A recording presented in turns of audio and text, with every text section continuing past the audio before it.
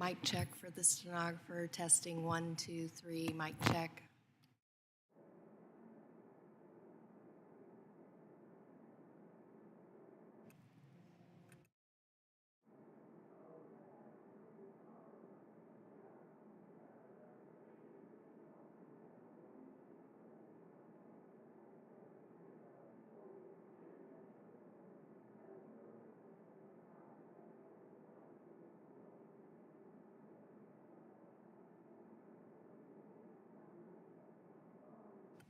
Test 1, 2, I'm on.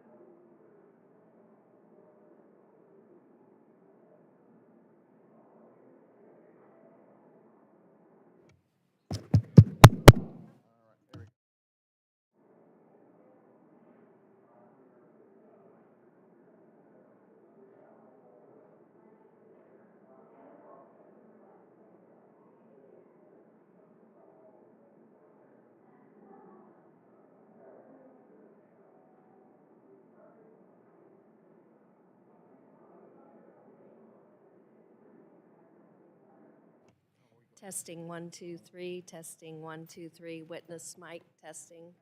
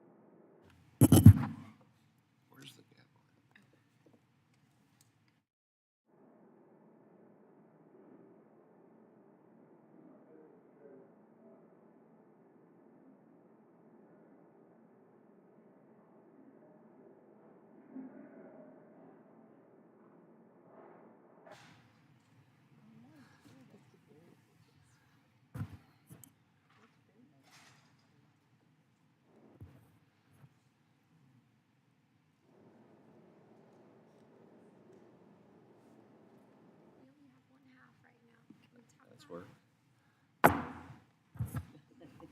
What a sorry gavel. There we go. Subcommittee on Water Resources and Environment will come to order. I ask unanimous consent that the chairman be authorized to declare a recess at any time during today's hearing. Without objection, so ordered. I also ask unanimous consent that members not on the subcommittee be permitted to sit with the subcommittee at today's hearing in order to ask questions. Without objection, so ordered. As a reminder, if members wish to insert a document into the record, please also email it to documentsti@mail.house.gov. Again, that's documentsti@mail.house.gov. I now recognize myself for the purposes of an opening statement. First, I want to thank our witnesses for being here today, and I want to apologize for the quick adjournment of the subcommittee a few weeks ago. We had a few things going on outside of all of our control. But in any event, very grateful to have you with us today as we begin work on the 2024 Water Resources Development Act. It's helpful for the committee to hear directly from the Army Corps at the beginning of the water process because these bills are the primary way Congress guides the Corps' projects and priorities. And as we all know, the Corps is the federal government's lead water resources development and management agency. Next year will mark the bicentennial anniversary of its first civil works mission, which was to improve the safety and navigability of the Ohio and Mississippi rivers. Over the past 200 years, the Corps has expanded its primary missions to include flood mitigation, coastal protection, emergency response, and ecosystem restoration. Whether urban or rural, inland or coastal, meeting the water resources needs in communities across the country is vital to our security, safety, and economic stability. Well-functioning and reliable navigation systems allow for the movement of more than 2 billion tons of cargo each year. Levees and dams help protect communities and critical industries from flooding, and coastal restoration projects address erosion and minimize the impacts of storm damage on seaside communities, which is particularly important for my constituents in North Carolina's 7th Congressional District. For example, in Brunswick County, the Corps is undertaking a study to address beach nourishment needs for the next 50 years in Oak Island and Holden Beach. In Wrightsville Beach, the renourishment project is set to finally move forward this month thanks to the Corps' emergency exception, allowing them to use the historic Mason Burr Inlet bar site for sand. Additionally, the town of Surf City anticipates receiving its overdue beach nourishment upon the Corps' approval of funding. By authorizing projects and studies and providing direction on programmatic changes, WARDA's better enable the Corps to achieve its key civil works missions. Since 2014, Congress has enacted a WARDA bill every 2 years with strong bipartisan support, and we're going to continue that. This consistency during the past decade has allowed Congress to respond to local water resources needs more effectively. It also imparts confidence that we can address water infrastructure needs that may arise in the future, regardless of partisan discord that we may find here in Washington. Through these bipartisan bills, Congress has authorized new projects and studies across the country.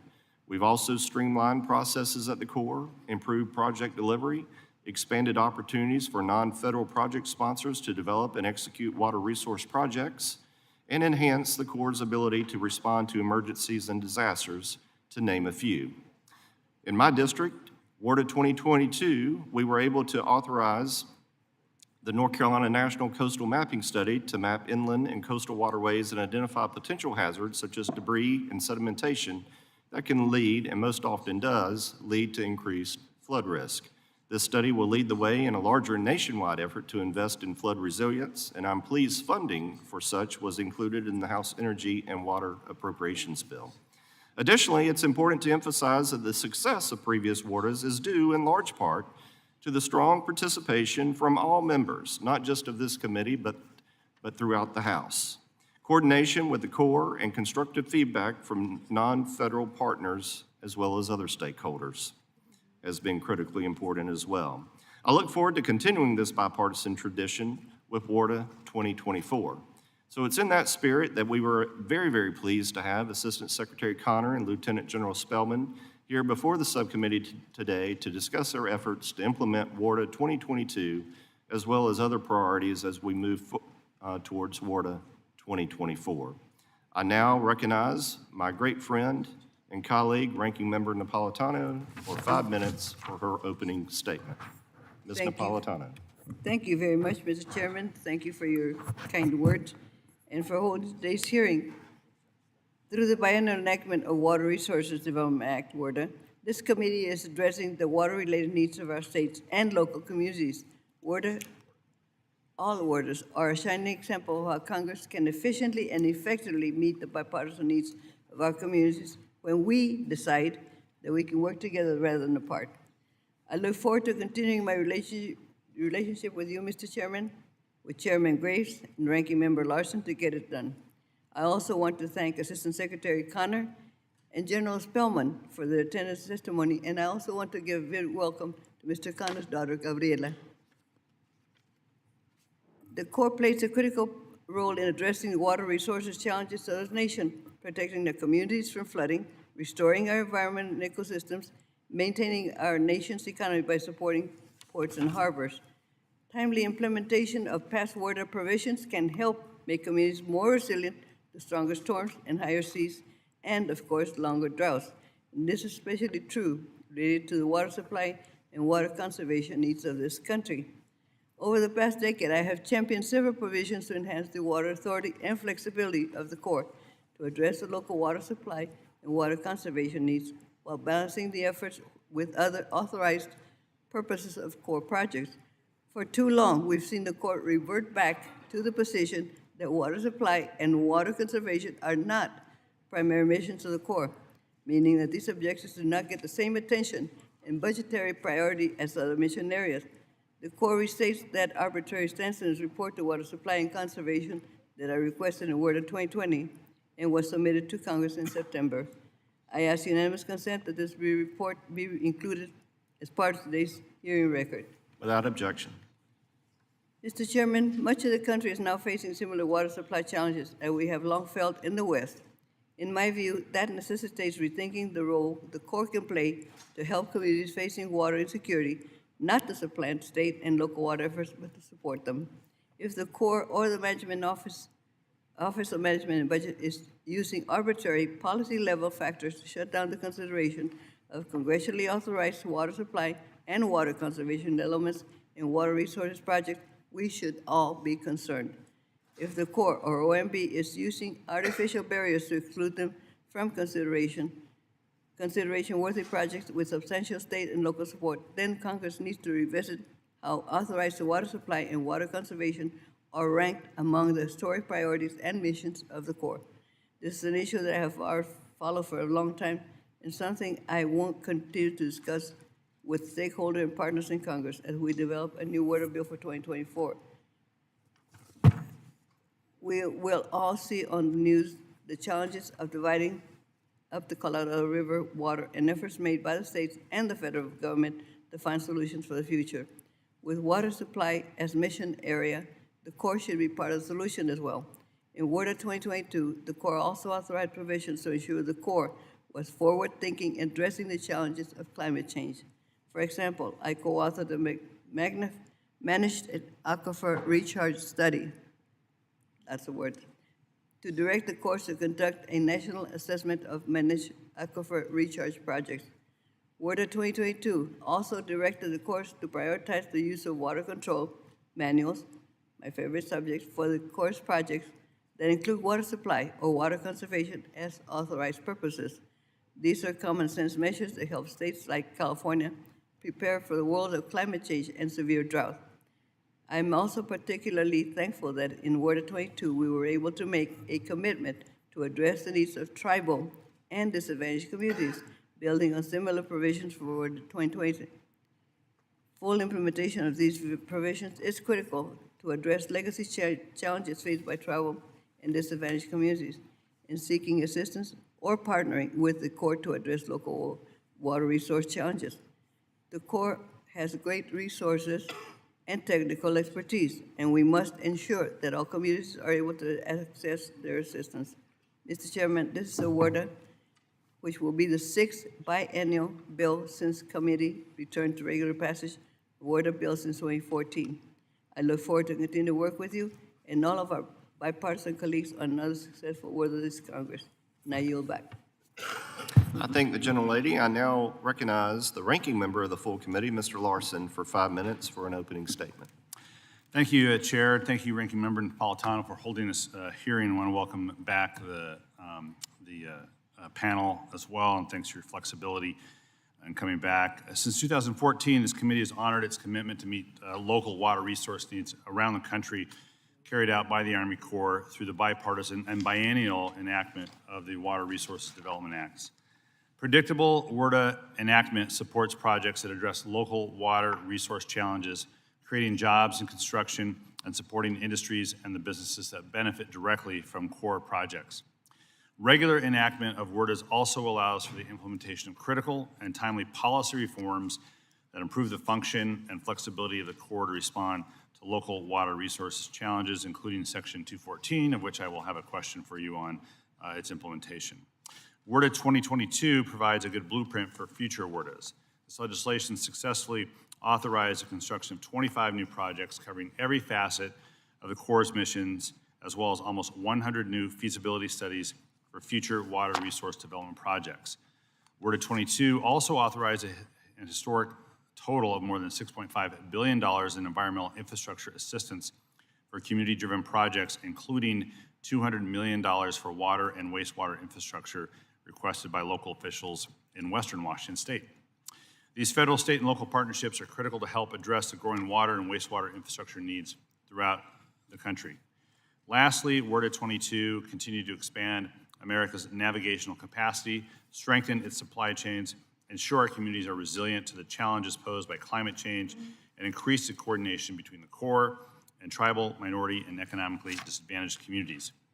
Beyond the regular enactment of WRDAs, Congress also needs to provide sufficient funding for project planning, construction, and operation and maintenance, so communities can quickly realize the benefits of water resource improvements.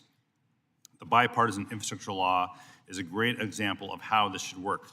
The BIL provided a massive down payment, a total of about $17 billion for critical WRDA projects. The Corps has shown exactly how and where they spent that money. Nearly all of it has been allocated. These BIL dollars are hard at work, making a positive impact on communities and creating and supporting good-paying jobs, American jobs, and the U.S. economy. Now the Congress must ensure the seamless implementation of critical water resource development projects while providing the Corps with sufficient funds to carry out its missions. So I look forward to the continued partnership with Chair Graves, Chair Rouser, Ranking Member Napolitano, as well in developing a new bipartisan WRDA 24, and I welcome the leadership of the Corps here today as part of that discussion. And with that, I yield back. I thank the gentleman. I'd now like to again welcome our witnesses. Really appreciate you coming back today. Your testimony is critically important to us as we move forward. So we have the Honorable Michael L. Connor, Assistant Secretary of the Army for Civil Works, and then, of course, Lieutenant General Scott Spellman, Chief of Engineers and Commanding General of the United States Army Corps of Engineers. So we all are familiar with the lighting system. I won't belabor that. Obviously, green means go, yellow means running out of time, and red means try to conclude your remarks. And a little advisory to the members. I anticipate we're going to have a number of members come today for representing both sides of the aisle, and to make sure we can accommodate everybody in a timely manner. Try to keep your questions to 5 minutes. And if you ask a final question with no time left, I'm going to gavel you down, so just know that up front. So think about how many questions you have and how long it takes to get them answered, and use your time to your best advantage. I ask unanimous consent the witnesses' full statements be included in the record. Without objection, so ordered.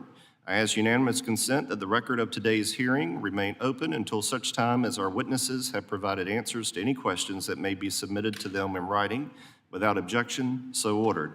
I also ask unanimous consent that the record remain open for 15 days for any additional comments and information submitted by members or witnesses to be included in the record of today's hearing. Without objection, so ordered. As you're Written testimony has been made part of the record. The subcommittee asks that you, the witnesses, limit your oral remarks to 5 minutes. With that, Assistant Secretary Connor, you are recognized for 5 minutes. Thank you. Chairman Rouser, Ranking Member Napolitano, distinguished committee members, thank you for the opportunity to discuss the implementation of WRDA 2022 and the administration's priorities for WRDA 2024. The Army Corps of Engineers Civil Works Program is the nation's largest water resources program. It serves 3 primary missions: flood and storm damage risk reduction, commercial navigation, and aquatic ecosystem restoration. The program also addresses a host of other missions authorized and funded by Congress, including regulatory permitting, recreation, hydropower production, water supply, disaster response, and radiological cleanup, the FUSRAP program. This is a massive set of responsibilities, and the Civil Works program contributes significantly towards the nation's well-being, supporting the economy, and protecting and improving the lives of Americans. We appreciate the substantial resources now in hand through the bipartisan infrastructure law, disaster supplementals, and annual appropriations to advance the President's Investing in America agenda. The water resources challenges of today and tomorrow are not like those of yesterday. Climate change-driven weather extremes are increasingly the norm, creating risks to communities, the economy, and natural systems. As a result, the Army Civil Works program needs to continue to evolve, modernize, and partner with sponsors and communities in different ways to effectively meet its mission and responsibilities and new challenges. We look forward to working closely with Congress in developing the next WRDA to ensure we have the tools, processes, and resources in place to, 1, better assess risks and innovate our approach to effectively address those risks, 2, improve our processes to appropriately and equitably serve a broader set of communities, and 3, develop projects for consideration by Congress that provide multiple benefits, have community acceptance, and include well-developed cost estimates. Before elaborating on evolving needs, we know the community is focused on implementation of recent WRDAs. Following the passage of WRDA 2022, the Army and Corps of Engineers gathered public input on implementation of its provisions. Army Civil Works and the Corps are developing implementation guidance for 12 of those provisions. In the past week, I finalized and signed 3 of those guidance documents. There are also several provisions in WRDA 2022 to address drought. I will continue to work with the Corps to develop meaningful near-term activities to address drought-related issues while advancing long-term drought resilience. We are in the water availability business, even while others provide direct supply. I should note that drought is not just an issue impacting the arid West. This is the second year in a row the Mississippi River has experienced extreme low water due to severe drought across parts of the central United States. The Corps has been continually dredging to keep the channel open in the Mississippi River for safe navigation to support the nation's supply chains. We've also been working closely with the state of Louisiana to provide emergency drinking water assistance for the state's southern residents impacted by saltwater intrusion, the result of those low flows. Now, as we look to a WRDA 2024, the Corps is committed to help communities improve their resilience to the evolving set of challenges we see in water resources management. Key tools include our technical assistance programs and water resources projects, and it goes without saying that much of the Army's work can only be accomplished through a foundation of partnerships between the Corps and local communities, as well as the states. As highlighted earlier, the Army is committed to advancing the President's Investing in America agenda, including advancing environmental justice and delivering on the Justice 40 initiative to ensure federal investment funds are provided to marginalized communities impacted by years of underinvestment. The Corps has increased partner engagement through its planning assistance to states, floodplain management services, and tribal partnership program, as well as studies for flood and coastal storm risk management and aquatic ecosystem restoration. My office is also working to improve our nation-to-nation consultations to ensure tribal nations have meaningful involvement on federal actions which affect their interests. We welcome the tools provided in recent WRDAs to make better use of these programs and will continue to be engaged with Congress as new needs emerge. I will also continue to implement innovative and modernized authorities to carry out measures to address sea level rise, beneficial use of dredged material, natural and nature-based solutions, and deliver on the growing demand for environmental infrastructure and multi-purpose projects. Thank you for the opportunity. I look forward to addressing your questions. Thank you. General Spelman. Chairman Rouser, Ranking Member Napolitano, Ranking Member Larson, and distinguished members of the subcommittee, I'm honored to testify before you today and thank you for the opportunity to discuss implementation of past Water Resources Development Acts and future water resources needs. This past fiscal year, the U.S. Army Corps of Engineers obligated $40.7 billion, $18 billion of which went to implementing our Civil Works mission. This is the second highest program year in our 249-year history, and this could not have happened without the tools and authorities given to us by this committee and Congress. I believe we have good momentum heading into fiscal year 24 as well. For example, the Everglades program, we anticipate awarding over $1 billion in restoration work for fiscal year 24. On the research and development front, we are working to enhance our knowledge in new and powerful technologies, such as crowdsourced bathymetry, and achieving a better understanding of the sources and control for events like harmful algal blooms and many, many other initiatives. Specifically, we want to thank this committee for authorization of an R&D account for the Corps. Many other federal agencies enjoy this benefit, and once this is in place, it will bring greater transparency, cohesion, and much more visibility to our research and development efforts in the Corps and to the Army's overarching modernization efforts. In our regulatory program, we currently employ 1,300 staff members. In fiscal year 23, these professionals processed just over 43,000 Section 10 and 404 permits. We rendered just under 32,000 of those permit decisions, or 74% of them, on time. We know that's not good enough. We continue to seek ways to improve our metrics with further investments in our regulatory viewer and regulatory request system. These improvements will help applicants better understand permitting requirements and assist our regulators in their field analysis so they can make more timely and efficient decisions. I want to thank the subcommittee for your continued support of the Civil Works program. Your commitment to passing biennial WRDA since 2014 has provided the authorizations and tools necessary to advance our Civil Works mission and enable critical policy transformations to address the nation's changing water resource infrastructure needs. In WRDA 22, Congress authorized 25 new construction projects, 94 new feasibility studies, and 131 new environmental infrastructure projects. When funded, these initiatives will strengthen the supply chain, address the changing climatic conditions we are seeing across our project footprints, advance environmental justice, invest in tribal nations, and provide much-needed water resource projects to traditionally underserved communities. WRDA 22 and prior WRDA authorizations, as well as the 2024 budget and other recent funding, provides the Corps with what the Secretary calls a transformational opportunity to deliver water resource infrastructure projects that will positively impact communities across our great nation. I'm confident WRDA 24 will build on this progress. I will conclude by saying that we do not accomplish anything on our own. Delivering successful Civil Works projects is a shared responsibility with our non-federal sponsors, project stakeholders, and Congress. In other words, it's a team sport. I look forward to continuing our great collaboration as we face the challenges of today and tomorrow. And thank you again, Chairman Rouser, Ranking Member Napolitano, Ranking Member Larson, and members of the subcommittee. I look forward to answering your questions.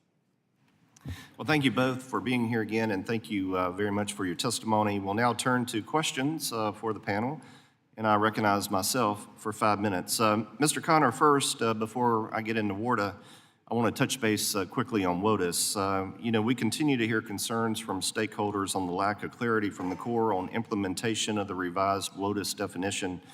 I'm aware the Corps, along with EPA, recently published some additional guidance.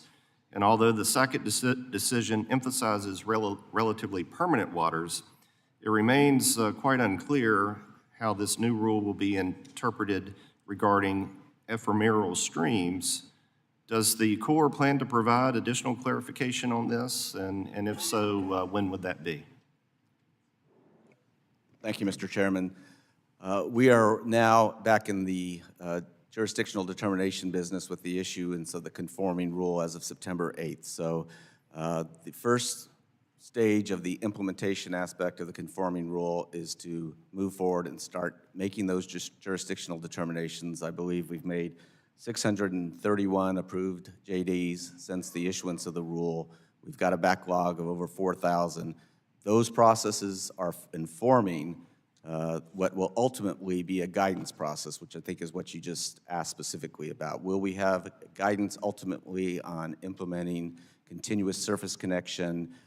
Yes, we will, but right now the focus is on working through those jurisdictional determinations. Most of them that have been done haven't been controversial, haven't resulted in any significant discussion between ourselves and the Environmental Protection Agency. Some of them are, and that's going to inform us as we further define what the Supreme Court meant through the continuous surface connection test. So bottom line to all of that is jurisdictional determinations first, do our lessons learned, continue to engage with the public, and then look as we get into next year doing guidance documents. That's the game plan as it exists right now. Well, wouldn't the jurisdictional determinations be determinate based on your guidance at the national level rather than the other way around? It's a chicken or the egg type situation, Mr. Chairman, and I think we will apply the test, go through as it was laid out. You know, it is pretty much a new test that the Supreme Court has provided us in the Sackett decision. So we need to dissect all the elements of that opinion as we go through those jurisdictional determination and inform ourselves as we seek more long-term guidance. Well, it sounds like very muddy water to me, but I got to move on. The committee is currently in receipt of 3 chiefs' reports. The committee has not yet received any post-authorization change reports from the Corps. How many chiefs' reports and Packers should we expect for potential inclusion in the 2024 WARDA?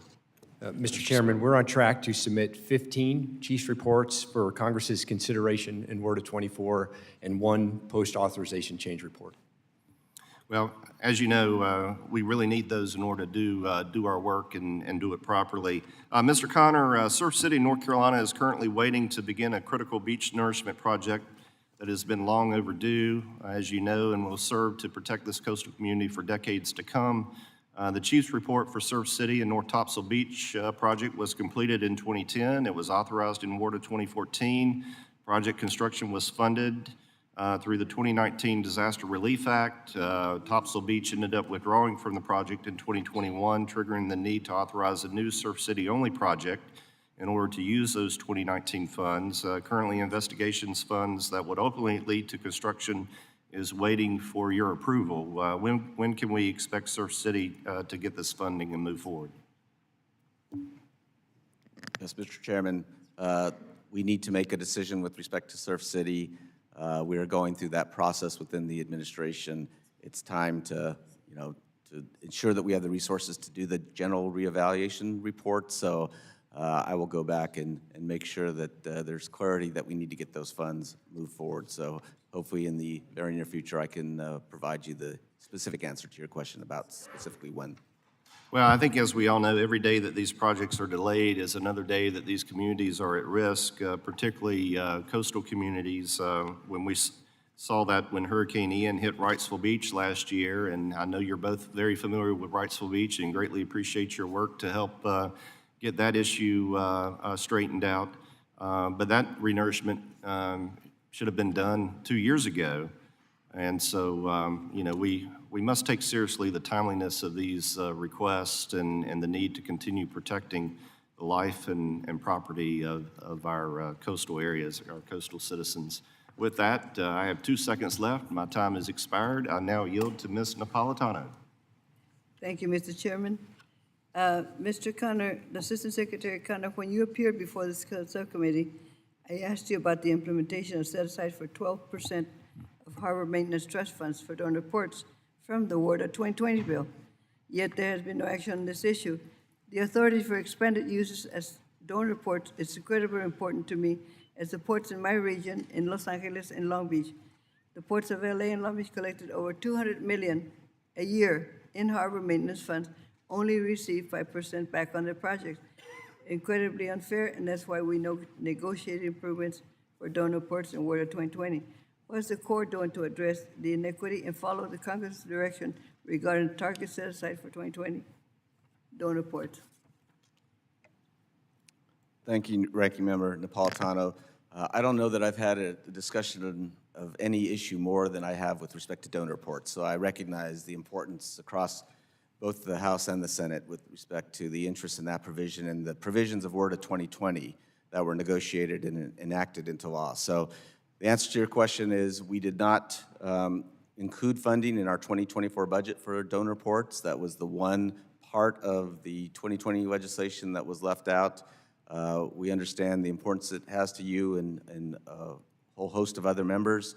So we have solicited from those donor reports, their needs, how they would use funding. We want to be prepared should there be work plan money in 2024 that we can look to allocate resources towards some of those needs, and we certainly have this under consideration given its priority for Congress as we develop our next 2025 budget. Thank you. The Water Supply and Water Conservation Report submitted to Congress in September, the Corps highlights that regardless of congressional authorization, priority would remain with the Corps authority areas of flood risk management, aquatic ecosystem, restoration, navigation, rather than water supply and water conservation and other allied purposes.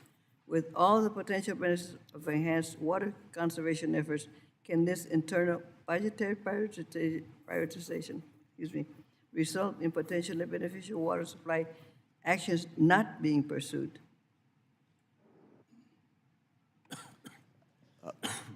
Ranking Member, I think we're pursuing water supply in many different ways, and I think important ways. So a few examples I'll just identify real quickly. As I mentioned to you, looking at our projects for the variety of benefits that they can provide is incredibly important. We can't just do a flood control project without thinking of water supply and environmental restoration. We've recently did that as an example of what I mentioned to you earlier, which is we have Prado Dam and Whittier Narrows Dam as flood control projects. Earlier this past year, we had this strange event in August, Hurricane Hilary, that was coming up the West Coast. We were prepared to do significant flood control actions. It ended up being a little bit of a lesser storm, so we pivoted and we operated under our deviations for Prado and Whittier Narrows, and we turned it into a water supply event where we metered out the water that did come in so we could provide it to the local providers for their managed aquifer recharge systems, 19,000 acre-feet that they stored underground. That's an example of how we can think about holistically our projects in a way that we are ensuring we are doing all we can to enhance water availability so that water suppliers can ensure that they have drought resilience in their systems. We're going to continue to have water supply contracts. We're looking in other places that are drought-stricken how we can get water under contract that's not currently under contract, but through environmental restoration, flood control / water supply / managed aquifer recharge, as well as direct contracts. I think we've got an array of tools to address water supply, and that is a priority for the Corps of Engineers. Is the dredging part of it so that there be more dredging of the dams? I'm sorry, can you repeat the question? Well, we've long known that sometimes the dams get sediment, and the dredging is part of the keeping them ready for more capture water. My question is, where are we in the projects with the dam dredging? Yeah, I believe there was an authorization in WRDA 2022 with respect to looking at the prospects of removing sediment. I'm not sure exactly where we are, other than I think we're preparing, if we have resources, to undertake that study. General Spellman? Ma'am, real quick, I would say we're about to take the Secretary another example to just highlight what Mr. Connor mentioned, reallocation studies. We've got a great one here for Stockton Lake in Missouri. We'll take to the Secretary in March. We're finalizing our data now, and just some really new R&D initiatives to help us better understand sedimentation in our reservoirs. Thank you very much. You yield back. Gentlelady yields back. Mr. Webster, you're recognized. Thank you, Mr. Chair. A lot of things have been discussed about the availability of products and so forth because of supply chain. And I know navigation and freeing channels and so forth is an important part of that. I believe it is to move the cargo. What are the highest challenges that you face? I asked this to Lieutenant General. In the mission that you have to improve that navigation, what would be the, I don't know, biggest challenges? Yes, sir. I'll start out by saying I'm responsible for maintaining 577 federal navigation channels across the country at 1,208 ports. The funding then authorities that this committee and Congress have given us have been extremely helpful. We greatly appreciate, I will add, the provision that allows increased draws from the Harbor Maintenance Trust Fund to allow us to get after more channels and specifically more low-use channels. This year, at the end of fiscal year 23, the Harbor Maintenance Trust Fund had an end-of-year balance of $10.3 billion, and we appreciate Congress's direction to allow us to have increased draws on that account moving forward. So how are you addressing these challenges that exist? Is that just the money? Is that what's needed? No, sir, I wouldn't say it's just the money. We have, given the investments that Congress have made in our navigation program, it has forced us to take scheduling with the dredge industry to a whole new level. I think you're aware that there are 19 hopper vessels in the United States of America working today. 4 of them belong to the Army Corps of Engineers. I mentioned 577 navigation channels. You can imagine the scheduling exercises that we go through. We have great partners in the dredging industry. We have just got to take our scheduling game to the next level. So in your testimony, I think you talked about performance-based and focusing on high performing projects. What are the markers you look for to make something a high-performing project? Yes, sir. So in that case, we're looking at the amount of cargo that may come into to a port, the amount of traffic that transits these navigation channels on a monthly, on an annual basis. That's generally what we mean when we say performance-based. But in a high-performing project would be, how does it get to that point? How do you move from a performing project to a high-performing project? Yes, sir, and I'm happy, I can share you with you all of our metrics that we use for high-use ports, medium-use ports, and low-use ports, how we measure that So specifically. there's 3 rankings? Yes, yes, sir. Okay. Thank you a lot.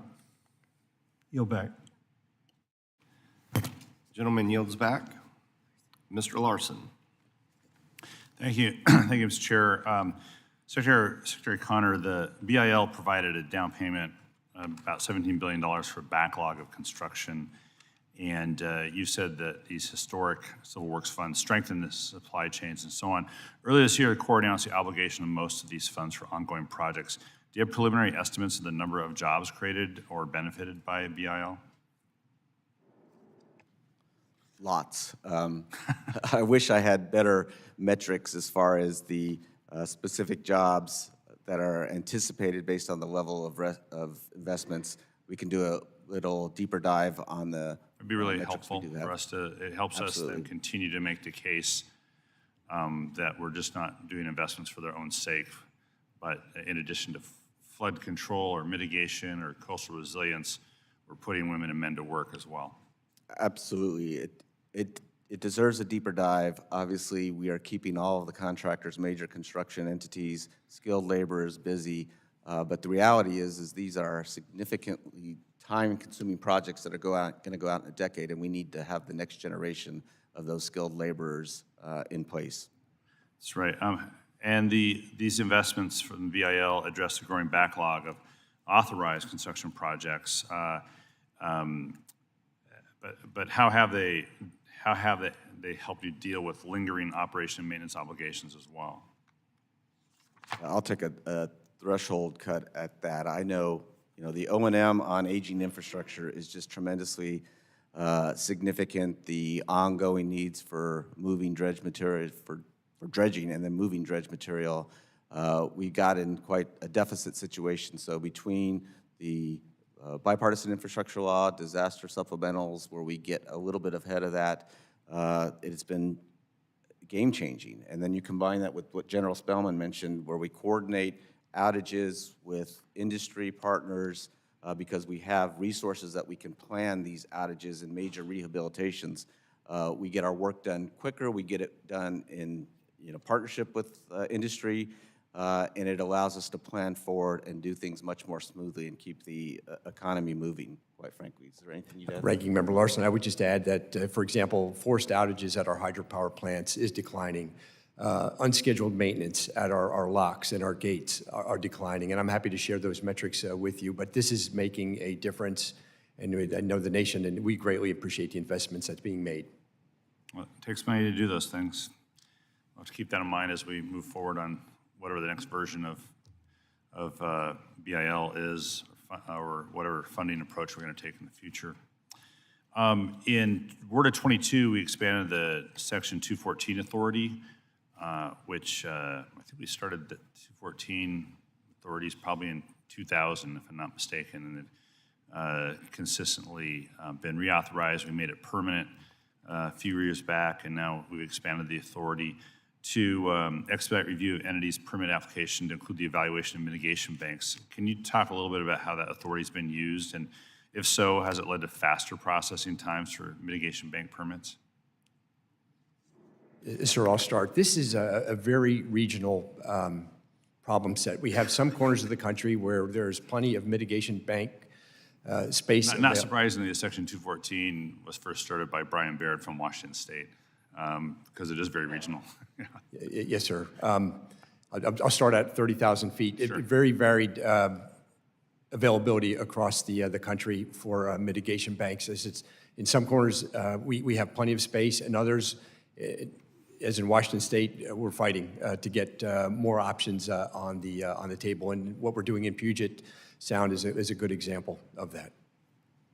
Could I just add, with respect to mitigation banking, I think, given the loss of jurisdiction at the federal level, what we do with respect to reinvigorating the rules that we have under the 2008 rule of looking at jurisdictional, non-jurisdictional wetlands as appropriate mitigation. I mean, the goal is to protect and restore wetlands. And I think we can do a better job through our mitigation program. So post-SACIT, we are looking at those opportunities now. All right. Well, hope SACIT doesn't mess up Section 214 implementation too much or at all. I got 16 seconds left. I'll follow up with a question about federal assumption of maintenance at the Port of Everett for the record. Thanks a lot. Without objection. Mr. Mast. Thank you, Mr. Chairman. Good morning, General. How you doing? You and I end up talking about Lake Okeechobee every time. I don't think today will be any different. Appreciate your opening remarks, talking a little bit about reducing algae blooms and things like that. A little bit more open-ended conversation this morning. Can we just talk a little bit about where we're at with NMFS, what's going on there? What do they want? What do you guys want out of it? What's going on between that and the new Lake Okeechobee System Operating Manual? Sir, thank you for the question. In short, we're not where we want to be. We do not accept the biological opinion that was given to us for the Lake Okeechobee system. Just lay that out first, the opinion, as we're... Why, sir? Why? A short what it is that they're saying and what's not accepted. Yes, sir. So we don't accept the BIOP on it's a scientific and a legal foundation. I'll start with the legal foundation. The biological opinion and science take on listed turtles to the core based on pollution levels in Lake Okeechobee and the surrounding waterways. As you know, Congressman Mast, I don't have any discretion on water quality. I do on flows and releases. So that's the legal foundation. On the science side, they have tied Lake Okeechobee releases to red tide events on Florida's Gulf and Atlantic coast, specific to Lake Okeechobee releases. And so our question, we just asked to see the analysis and the data. How do you separate Lake Okeechobee water from the rest of the runoff from Florida's 35 coastal counties or Florida's other waterways? That's what we've asked to see. We did not make progress with our Jacksonville district. We've elevated this decision to the Secretary for his consultation with the National Marine Fisheries Service. How would you separate it?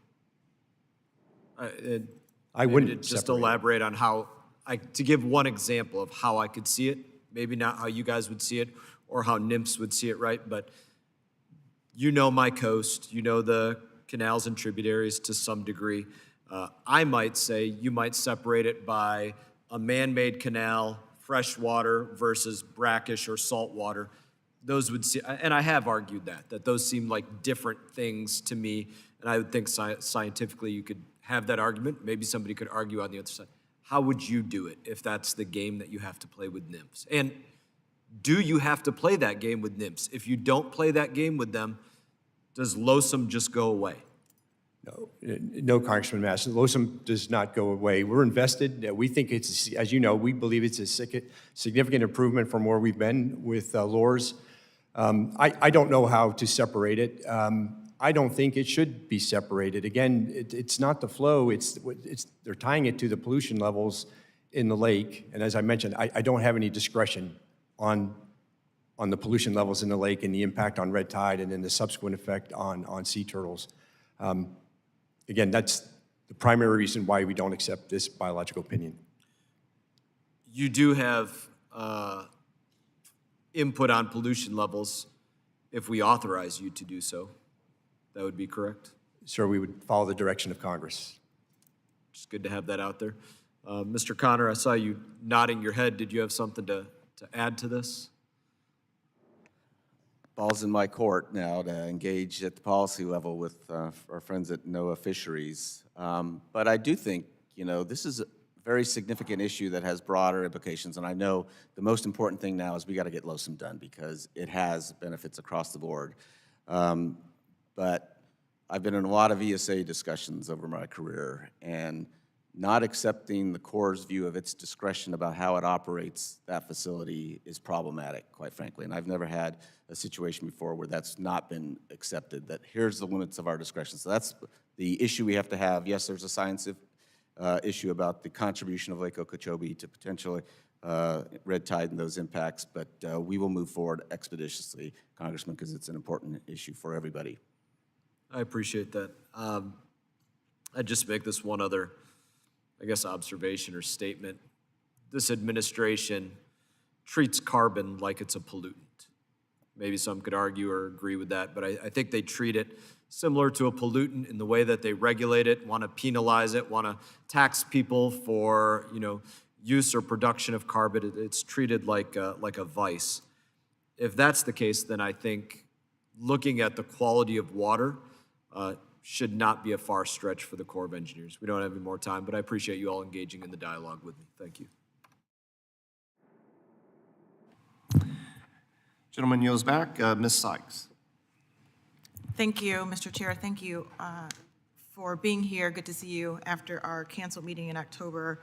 I'm going to jump right in because I've got a lot of questions for you. This is a big deal in Ohio's 13th congressional district where I represent, and specifically want to talk about one of the communities in my district in Massillon. There is a project in which the Army Corps of Engineers has been working on. You just wrapped up a $22 million levee safety investment at the dam there, which is very much needed and for the safety of our community. And I want to thank you for all the work that you've done for the people of Ohio 13 so far. But we had one snag here, and I'm hoping you can help me get some answers.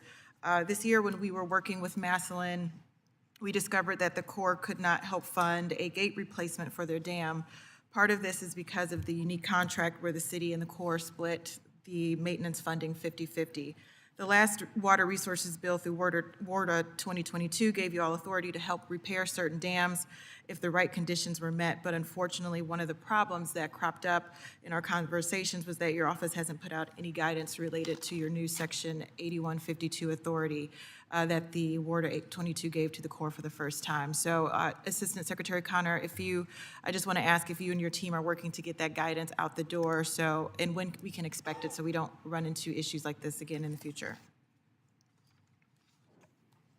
Congressman, we are doing 12 guidance provisions, guidance on 12 provisions in WARDA 2022, but I don't believe 8152 is one of those provisions. That's something I'm going to have to look into more closely. I know it's been an issue in your district, but at this point in time, we are not preparing guidance on that particular provision. Thank you so much for that answer, and we will certainly be in contact and remain in contact with you so we can settle this once and for all. I do want to talk a bit about one of the points that you made about your projects being very long-standing, 5, 10, 15, 20 to 30-year long projects, and one of those specifically in Ohio's 13 is the, maybe not your project, but one in which you helped with was the removal of the Gorge Dam in Cuyahoga Falls into Akron. Want to mostly talk about the pipeline of talent that you have working with you and alongside you, and how you are developing folks to be prepared to work on those projects that exist longer than 10, 15, 20 years. Okay, ma'am, if I understand the question, it's on project duration based on personnel and manning? Yes. Yeah. So, ma'am, I mentioned we just had our second highest program in our 249-year history. Today, we're also at our highest workforce level in the Army Corps of Engineers in the past 2 decades. This morning, just under 38,455 personnel. And you are absolutely correct. We don't do this by ourselves. We do it with great partners at the state and local level. And there's a great information sharing and great cross-development of all these talented STEM professionals in each and every one of these projects, and certainly something we want to do more of. Thank you, sir, for that answer. And I want to direct your attention to some of the remote personnel that you have suggested, and if you could discuss how not having on-site personnel will impact your work, emergency situations, if all of this work is being, or a lot of this work is being remotely supervised and monitored. Okay, if this is a remote work question, Congresswoman, post-COVID, the Corps never left work. We may have done it from different locations, but we never left the workplace. In fact, at the height of the pandemic, we were working in nearly every major city across the country and building alternate care facilities to help the hospital staffs have greater facilities. Yes, our districts may look a little different. I know my headquarters looks different today than it did 3 years ago. It's just that people are working from different locations, other headquarters, and we've just taken advantage of all the tools that Congress and the administration has given us to continue delivering our program. And with my final 30 seconds, I'm going to give you an easy one here. Can you just talk to us about how important funding these infrastructure programs are for the work that you do and for communities like mine in Ohio's 13th District? Ma'am, I think it makes a huge difference. I just mentioned a couple of examples before. In our hydropower plants, we're seeing fewer forced outages. We're seeing fewer unscheduled maintenance periods on our locks. On dredging in the state of Ohio, we're getting after those channels in a more consistent and timely manner. It's been immensely helpful for our program.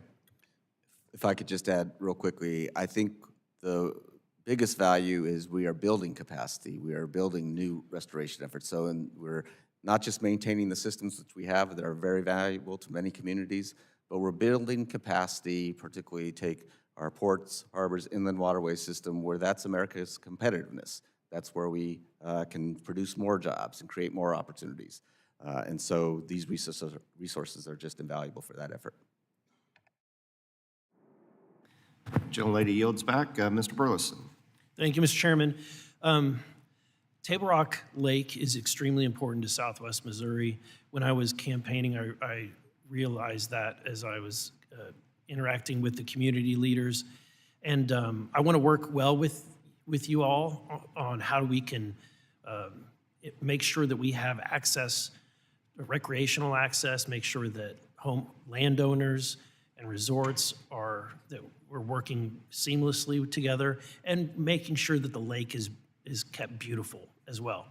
But I will say that I'm surprised at how many phone calls that I get. I get a lot of phone calls, probably next to passport renewals.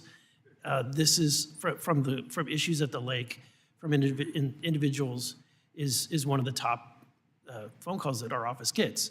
Now, in fact, one constituent is here in this room today because he flew up to our nation's capital to have a meeting with me to address concerns related to his home and his neighbors' homes and a septic tank that is barely on Corps land, and has been apparently allowed and was approved decades ago, but the Corps is now telling them that they have to remove that septic tank. Now, look, I know that septic tanks are not that big of a deal to you, but to the constituents, it's who's willing to fly to their nation's capital, because just moving that septic tank will cost 4 homeowners $250,000. It's not affordable. And then ecologically, I would be hard pressed to explain to me the place where they'd have to move it to, how that would somehow improve the quality of the lake. And so I don't know if you want to address that. Sorry, well, first of all, thank you for the comments and your constituent who flew here to share his concern. We have encroachments all over the country. My direction to our Southwest Division Regional Commander was stop writing letters to the landowners where we have encroachment issues. Let's knock on doors and talk to people face to face, and we want to work with everyone. We've resolved a number of these already.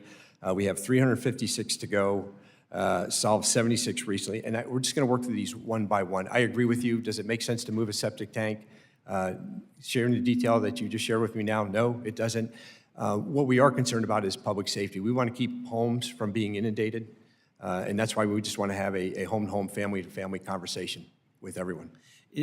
One of the things that I've been trying to address is try to figure out a solution to this on a broad scale, so that there's a bright line, so that individuals who are adjacent to the Corps property have options or flexibility with the Corps, and that it's not this perception that their neighbor is getting a better deal than that they're getting. Are there any kind of changes that we could do in policy that would make it sure that it's across the board fair for everybody? Thank you for that, sir, and we can and we will do better on the communication front. Okay. The other thing I would say is that one of the concerns is we have parks that, the infrastructure has been declining over the years. Several of the parks that are controlled and managed by the Corps, the bathroom facilities, and it's just not being kept up to date. And that's not because for lack of trying. Obviously, there's financial reasons and needs. Is there any thoughts on how we can, maybe address it through designating some funds for these kind of improvements at a lake? Congressman Burleson, thank you for your advocacy on behalf of our recreation facilities. First of all, we have, over the last couple of years, increased our budget for recreation facilities. I mean, we're the second largest recreation provider in the federal government, more campsites than the National Park Service, which surprises a lot of people. So we've got to take care of these facilities. I've been out to many of them. The staff are doing all they can, going to extraordinary means to maintain bathrooms, to make them more user-friendly and just attractive, quite frankly. So there is a fundamental lack of parity with respect to the resources available to reinvest from recreation fees into facilities.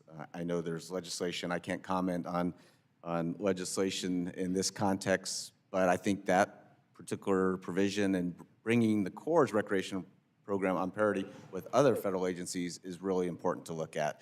And we're open to that conversation and to working with you all as you try and work through those issues. Thank you. Thank you. Gentleman yields back. Mr. Stanton. Thank you very much, Mr. Chairman.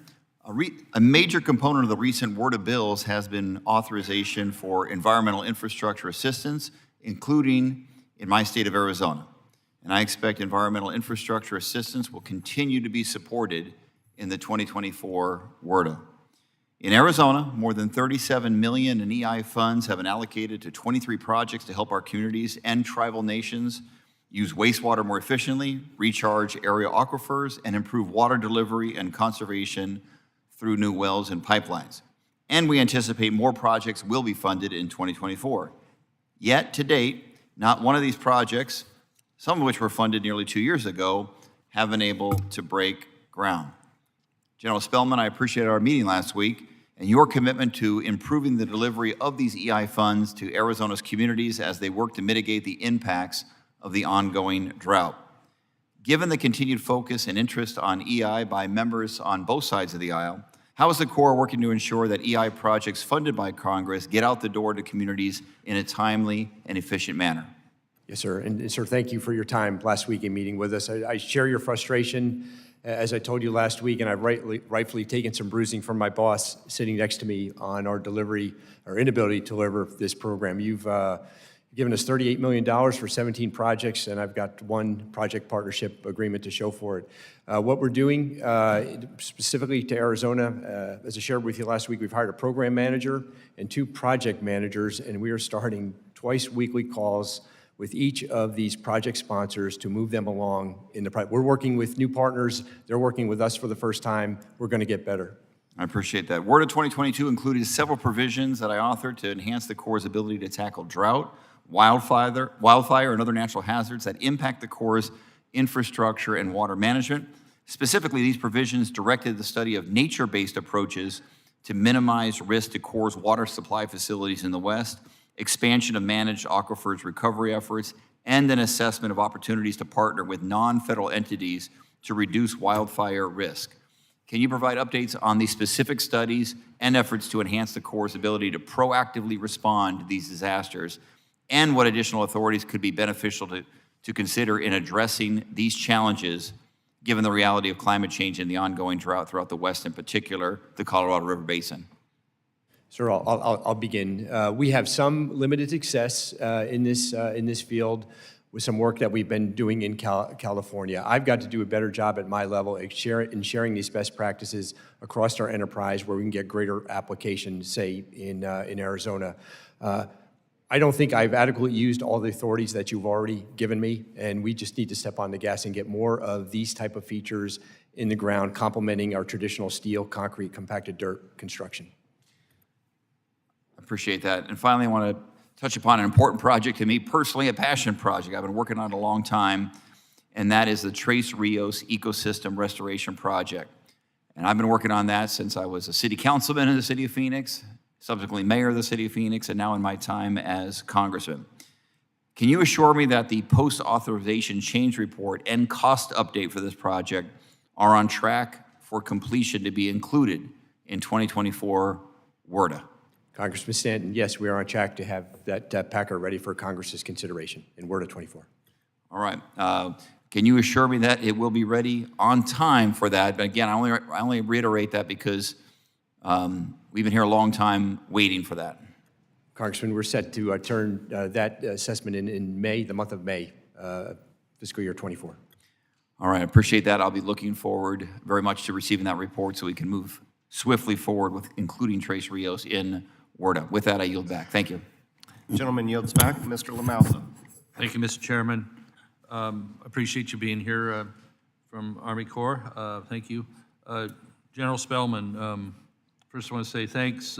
We had a question that would have been in October about extra credits left over from the Sutter Butte Flood Control Agency in Northern California to from the projects there, that we were wondering if that was going to be able to transfer those excess credits, and at this point, you've already done so. So appreciate that for other projects in our state of California. Thank you for knocking that out. A quick question on something I heard a little bit earlier in the committee. There's going to be 15 chiefs reports issued this year. Is that what you said? Congressman, that's correct. Okay. Remind me, does a chief report have one project per, or do some have more than one project in them? Sir, one project per One chief's per. report. Okay, so, all right. We always want to move the pace and scale up here, so 15 per year. We got a lot to do. I'm very concerned in Northern California, as you know, we've talked about in the past with the ability to capture water and the amount of water that's flowing out of our state and our watersheds. Even in drought years, we have a tremendous amount of water that gets away from us. So this year, for example, in mid-January, we had a tremendous rain and snowpack. 95% of the precipitation that was coming towards the Delta went straight on out to the Pacific Ocean. 95%. And what Californians are facing is that some municipalities are going to ration people down to 42 gallons per day per person. And that's not even enough to fill your pet's little wading pool you have in your yard, you know. And so we have a real juxtaposition of issues here when we've had such abundant water and almost record snowpack this year than just a few years ago, and yet they continue rationing and cutting down to such a minimal level what people can use in urban and city settings as well as agriculture, which is being decimated in the San Joaquin Valley and got hit really hard in 22 in Northern California as well. So now, and then just recently here in mid-October, 77% of the water was still flowing into the Delta straight out to the ocean. So we hear about, well, we can make desal. Well, it takes so much energy. Why not capture the water when it's still fresh instead of taking it? And then they don't want to give the desal projects, as we saw in the Poseidon down there, Huntington Beach, after 20 years, you know, they turned that down. So there's no solution for some of these people. So improvements in what's known as the FIRO, which is known as Forecast Informed River Operations, we've talked about this, improved weather runoff forecasts, more modernized, instead of from, you know, manuals from the 70s. We can potentially keep water in the reservoir sooner and longer above the conservation levels that are currently in place. So the Yuba Feather FIRO was released in December 22, having the final assessment out in 23, and hopefully implementation in this water year in early 24. How are we doing on that? Sir, FIRO, in short, is a game changer. I know you're aware of the success that we experienced at Lake Mendocino. Now that we have a template, we are sharing that with the other projects that are undergoing the FIRO viability assessments, and that will accelerate our implementation. I would just add, as these other... I'm sorry, I'm already short of time. I hate Yes, to sir. do that. What do we see on this particular one on timeline? Sir, I'm sorry, is this Mendocino? No, Yuba Feather. Oh, boy. So, sir, on New Bowlers Bar, final viability assessment this September. If we find it viable, we believe we will. We're going to operate that reservoir on a deviation, just like we're doing Mendocino, while we take up the NEPA on the water control manual. Okay, so we could see that during this rainy season we're about to enter here this year. September of next year, sir, we'll complete September of 24, we'll complete the viability assessment. Got it. All right. I guess we're getting there. So on the Sackett decision versus EPA, and the WOTUS rule 2023, which became effective in September, landowners are waiting to hear from the Corps, EPA, or somebody on implementation guidance. So the rule became effective, was sent to district staff. Can this committee have a copy of this implementation guidance for states that are adhering to the conforming rule and the pre-15 regulatory regime? Pre-2015 regulatory regime. Is that something we can get immediately for this committee and help inform our people out there? We don't. We have the conforming rule, which we issued in September. We're now working through the jurisdictional determinations. We do not have new regulatory guidance at this point in time. We will be in the process over the next months into next year of developing that guidance. Certainly, that'll be a public process. So where does that leave people that are caught in limbo on what the Sackett ruling had been to them, you know, on decisions they'll make on, you know, ponds or building on their land or, you know, grazing, anything they would be doing that has an effect here? Well, there is clarity in the rule now with respect. We don't have a significant nexus test. We don't have a former definition of adjacent wetlands. We've had to revise that as a result of the rule. We no longer include wetlands just because of their interstate process. So we have adjusted the rule to be clear in conformance with the Sackett decision. So that provides clarity in and of itself. We're working through AGDs. We will publish all the AGDs, jurisdictional determinations we do that will provide factual-based decision-making for people to understand. And we're moving through, we've done about 634 of these jurisdictional determinations since September. So that's providing a database to give clarity for people working through this effort. Okay, I appreciate that, because they need to have clarity because they can't get caught in limbo here. And would you make sure the Sacramento office understands that? Because that's where some of the biggest problems have been, in the past at least, like in Tehama County, on enforcements that have been just really out of line, okay? We're making sure everybody's going to be in alignment. Thank you so much. I yield back, Mr. Chairman. Gentleman yields back. Ms. Norton. I thank the chair and ranking member for holding today's hearing. The District of Columbia is wholly dependent on the Potomac River for its drinking water. But natural man-made events could render the river unusable for drinking water. This poses a grave risk both to the operations of the federal government and to DC residents. The federally owned and operated Washington Aqueduct produces drinking water from the Potomac River for DC and parts of Virginia. However, the aqueduct maintains only a single day of backup water supply. The Water Resources Development Act of 2022 contained my provisions authorizing the Army Corps to conduct a feasibility study on a secondary drinking water source and additional drinking water storage capacity or capability for the DC area, but it is my understanding that the Army Corps has had difficulty finding a non-federal sponsor to share the cost of the study, which is understandable because the study affects multiple jurisdictions. Given the importance of this study to the operations of the federal government and the cross-jurisdictional nature of this study, I will be submitting a provision for inclusion in the Water Resources Development Act of 2024 that would require the Army Corps to fund 100% of the cost of this study. Lieutenant General Spellman, does the Army Corps support funding 100% of this study? Ma'am, I would, Congresswoman Norton, I would say it this way. This is a unique civil works project. It does not receive any federal funding. The Washington Aqueduct receives its resource by local ratepayers through 3 water suppliers, DC Water, Arlington County, and Fairfax Water. And I would just give you one update. We do have a very talented and willing non-federal sponsor to help us with this study once funds are in receipt, and it's the DC Metropolitan Council of Governments. So we're ready to step off. We just need a new start authority or funding, and we're ready to move out. And I agree, this is a much-needed investigation. So you do support 100% funding of this study?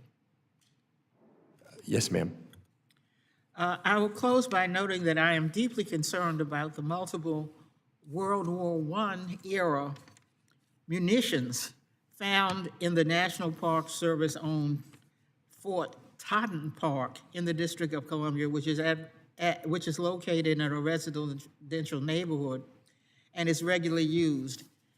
An unexploded ordnance was uncovered on the Fort Totten Trail in 2020, and 2 more metal canisters were discovered in a different location in Fort Totten Park on August 18th, 2023. I thank the Army Corps for publicly announcing, along with the National Park Service, that it is seeking funding to conduct a comprehensive investigation of Fort Totten Park for munitions and any resulting environmental damage.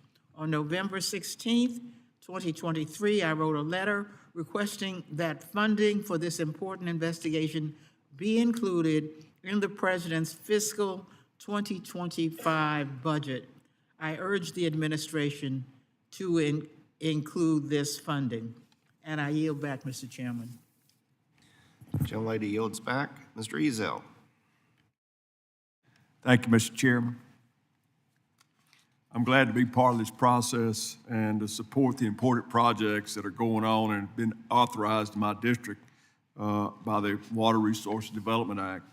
Today, I want to continue talking about the Lower Mississippi River Study, which was authorized by a previous WRDA in response to the 2019 Bonnet Carré spillway openings. Mr. Connor, I'm glad we're here to see you again today, and your staff have been very, very excellent to work with. I also want to thank you for your commitment at a previous hearing to include Mississippians as stakeholders in the Lower Mississippi River Study, which will be run by the New Orleans District. The local leaders, fishermen, and business owners of the Mississippi Gulf Coast really deserve a seat at the table. And I understand that the Lower River Study will take about 5 years to complete and will be quite complicated. Hard for that to believe that. So really, it's important to get it started as soon as possible Do you have any updates on the study? Congressman Ezel, I do. So we're in the scoping phase now. We have engagements ongoing at the moment with all 7 states. What we're working is lining up the state agencies that will partner with the New Orleans District in advancing this work. I want to thank the committee for the authority and the funding that we've received. We have all we need at the moment to continue moving. Thank you. Can I just add, it's Sure. incredibly important. This is one of the highest priorities we have. This is the most dynamic river system in the country, and you know, the thought that we're going to continue to operate exactly as we have without updating, you know, the science, the interactions with the stakeholders, the interests, we can't continue to do that. So it's incredibly high priority. Just wanted to assure you that, Congressman. Thank you very much. Do you have any idea when the stakeholder hearings will start and if that'll be public? Congressman, once we have our agencies lined up at the state level, then we'll start the public scoping meetings with those partners in the room with us. So I expect that to be later in the spring. Oh, great, thank you. Kind of want to change the topic just a minute. Continue to hear about how the contractors that are working on civil works projects are already facing a lot of red tape, which slows them down on these important water-related projects. There's a newly proposed policy that would force project developers to guarantee that they have checked every material and method before beginning a project. I assume your engineers who understand construction are already doing this and making good choices about the material that's being used. Is that correct? Yes, Congressman. I'm not certain I'm familiar with the specific instance that you're referring to, but absolutely that's a part of our checks. Okay, you know, we hear so much about it takes so long because, you know, we got to check so many boxes. You know, we really need to, you know, move along. And I know it's a priority, and I appreciate that. So we just want to make sure that some of these new regulations are not slowing down our construction. And I'd appreciate any and all support and help we could get for that. Thank you, Mr. Chairman. I yield back. Gentleman yields back. Mr. Garamendi. Thank you, Mr. Chairman. I want to bring up 3 important issues for California. First of all, we've had several discussions about water supply already. However, water supply is not an authorized project for the Corps of Engineers, at least in reclamation states. Mr. O'Connor, would you support adding water supply to the authorization for the Corps of Engineers projects? I do support adding water supply. Yes, sir. I think it's incredibly important that we look at all of our facilities and try and secure as many benefits and purposes out of them. So flood control is going to be first, but that doesn't mean we can't look at water supply, as we talked about with respect to forecast-informed reservoir operations. Well, then let's get it in the law, and for the committee members, let's add it to this year's WRDA. Permit reforms, much discussion about permitting, the length of time for permitting and the rest. For the state of California, we already allow the state CEQA, California Environmental Quality Act, to substitute or to be equivalent to NEPA for several kinds of projects, for example, airports and ports themselves, but not for the Army Corps of Engineers dredging programs. Would you support legislation that would allow in California, the CEQA program, which is equivalent in some cases stronger than NEPA, to be the single requirement for the environmental review? I certainly support that in concept. We need to be as efficient as we can in our permitting processes, even as we're trying to be more comprehensive and engage more of the public and stakeholders. We need to be more efficient. If we can use other products, I think that's great. Well, the CEQA program, that is the California Environmental Quality Program, is allowed to be a substitute for NEPA for some projects, for some federal projects. We need to add the dredging programs to this so we can get on with it more quickly and not have to do duplicate work. Finally, there's an authorized program for San Francisco Bay to Stockton Channel project. This program has been in existence since 2007. The continuation of it is dependent upon 2 things. First of all, the identification of a local sponsor. We're working diligently to accomplish that. And secondly, that it not be rescinded. Now, each and every year, the Corps is required to go through projects that are not moving along. This could be considered one such project because of the removal of the previous local sponsor. However, if we want to have a real brawl, just bring to this committee the termination of this as a project. So please don't do that. We don't need another brawl. What we need to do is to work diligently to replace the local sponsor.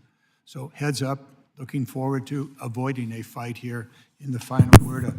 I thank you for all the work you do on so many different projects. I'll let it go at that. Thank you very much. Gentleman yields back. Mr. Owens. Thank you. The Great Lake is one of Utah's most iconic and important ecosystems. Our own state capital is named after the lake. Unfortunately, water levels in the lake have been declining in recent years. In 2022, we saw the lake at record low elevation. These declining water levels threaten economic activity, public health, and the great ecosystem. The Great Salt Lake provides Utah with the highest density of wetland habitat for plants, brine, shrimp, reptiles, amphibians, mammals like the iconic bison and birds. Additionally, the economic output of the Great Lake is $1.2 billion annually and provides over 7,700 jobs. It also provides a significant amount of magnesium, salt, and other minerals. Nearly 2 million tons of minerals are extracted from the lake every year. As you can see, this is why it's so important for me and the entire state of Utah. This year, Utah saw a record amount of snowpack in our beautiful mountains, which helped our water levels across the state. However, just 1 year is not enough. We need at least a decade of record snowpack to help us through our drought and our water levels throughout our state. This is why we need to work. That's why we need to work with our federal, state, and local partners to help preserve the important ecosystem and to allow Utah to continue to be the fastest growing state in the union. In the last water bill, we began working on this partnership, and I want to continue this partnership in most innovative ways. But we need to have the Corps to recognize the importance of the lakes, especially the Great Salt Lake. For both of you, gentlemen, I'd like, first of all, thank you for being here again. I've heard from our state partners that we have been informed that it will take nearly a decade for funding from the Corps to reach the Great Salt Lake. This is frankly unacceptable. How can we work together to expedite this process? Thank you for the question. First of all, share your perspective. I had an opportunity last January on a very cold day to get out with your Director of Department of Natural Resources and spend some time talking about this very issue. And at that point in time, that was before the hydrology had given us a year's reprieve. But I share your views that time is of the essence here, given the challenges. So we have entered into a planning assistance to state agreement with the state of Utah, I think a couple months ago. And the idea here is there are several different authorities, not just for the Corps, but also Bureau of Reclamation and other agencies. And what we're trying to do is work with the State Department of Natural Resources to figure out the best game plan and how we can use our respective authorities, Reclamation, the state, and the Corps of Engineers. So the Planning Assistance to State Agreement will help us do that, make use of the tools that have been enacted in the most recent WRDA bills, combine that with the Bureau of Reclamation's basin study that's going on now where they've engaged a bunch of stakeholders, and that's the idea. So we're in the planning, development, organization stage, but we're going to make use of those authorities, ultimately, Congressman. That being said, is there any way that we can have some nexus, some I see to the table as you guys have this conversation, particularly Utah? I would love to know more of what you're doing here. Is there anything we can do to kind of help facilitate that or be part of that process? Absolutely. I think the key is to keep the delegations informed. We would be happy to provide ongoing updates as part of this process. I appreciate you do that. I think we would definitely have an interest in that. I've heard from the Sacramento District and the state of Utah that they are still waiting for headquarters to provide planning assistance to states funding for these projects. Is that what we're dealing with right now then? Yeah, we've got the agreement in place, and I know we have resources provided by the bipartisan infrastructure law, so we can follow up on that, Congressman. Okay. The 2022 WRDA included a monitoring and assessment program for salting lakes like the Great Salt Lake and the Great Basin. What is the current status of that program? I think that's one of the authorities that exists that we're trying to figure out how to best use that authority, and the planning process is how we're going to get to that. I know we don't have any resources specifically allocated for that study yet, so that's kind of a next phase of this whole effort. Okay. I'd like to do this. I'd like to make sure our team is in touch with you guys. The Utah delegation would love to be part of this conversation, and I think we're innovative enough to impact the rest of the country. We can figure it out. So we look forward to working with that. And with that, I yield back. Thank you. Gentleman yields back. Mr. Huffman. Thank you, Mr. Chairman. Assistant Secretary Connor and Lieutenant General Spellman, thank you both for your time today. I also want to thank the Corps for its inclusion of an environmental infrastructure project in my district in the 2023 work plan. It's for the Tolowa Dene Nation, and it's very important. It's going to help the tribe and surrounding community replace aging wastewater infrastructure that serves low-income residents on the tribe's land, and we very much appreciate that. I look forward to working with the Corps on other environmental infrastructure projects in my district. One that I want to highlight is the Marin Municipal Water District in Marin County. Marin was one of the first to declare a water supply emergency during the terrible 2021 drought, and this is a district that serves about 250,000 people, came really close to simply running out of water. It was quite dire. And so we've been working since then on some common sense plans that can make us much more resilient and prepared for the next drought. I would urge the Corps to include the district's Sulahuli Reservoir project in the 2024 work plan. It'll help increase water yield and provide much needed operational flexibility. I also want to thank you for your timely dredging of Humboldt Bay in my district. The Corps recently repaired and rebuilt jetties in the harbor, and the community is very thankful for that. I'm very excited that one of our nation's first offshore wind leasing areas on the West Coast, this will be floating offshore wind, is going to be on the Humboldt County coast in my district. It's going to mean local jobs, clean energy, really wonderful developments. But the components that will be coming into port will require major updates to the harbor, a heavy lift terminal.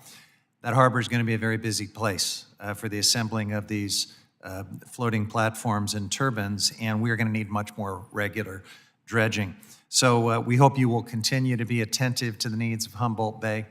And sadly, when we think about those needs, I am focusing on the challenge that we face because the Corps has only one deep channel dredge in the entire Pacific, the Essayons.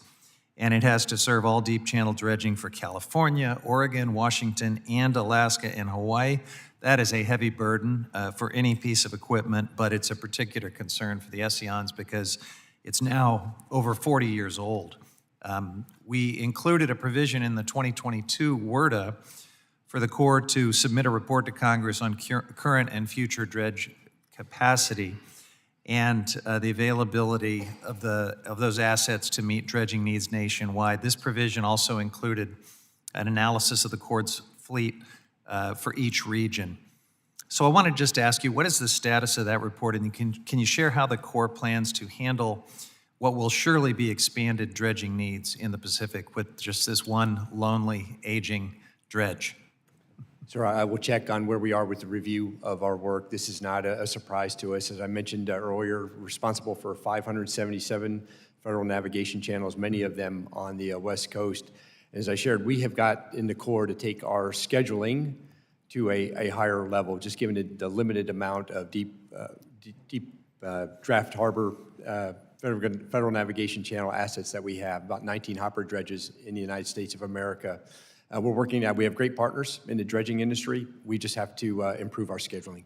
All right. Well, we look forward to hearing how you intend to tackle that challenge. I think any way you cut it, the Corps is going to have to build a new dredge for the Pacific region to replace the Essayons, and we look forward to providing you whatever support you need to get that done. I want to talk about Coyote Valley Dam in my district as well.